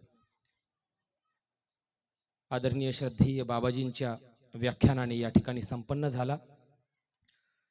आज दिवसभराच्या खूप व्यस्ततेतून बाबाजी तो सर्व व्याप बाजूला सारून या ठिकाणी उपस्थित झाले. त्याबद्दल श्री दत्तप्रभू ज्ञानचिंतन समिती तथा पंचक्रोशीतील सर्व सद्भक्तांच्या वतीने बाबाजींचे खूप खूप आभार. या ठिकाणी भुजबळ साहेब यांचे पिये माननीय श्री लोखंडे साहेब हे बाबाजींचं पूजन या ठिकाणी करणार आहेत. त्यांना मी विनंती करतो की आपण ज्ञानमंचावर उपस्थित व्हावं. आदरणीय श्रद्धेय पूजनीय काळकोट फाटा निवासी महंत श्री प्रेममुनी बाबाजी आपण उपस्थित झालात, त्याबद्दल श्री दत्तप्रभू ज्ञानचिंतन समिती देशमाने स्थानिक समितीच्या वतीने आपले आभार.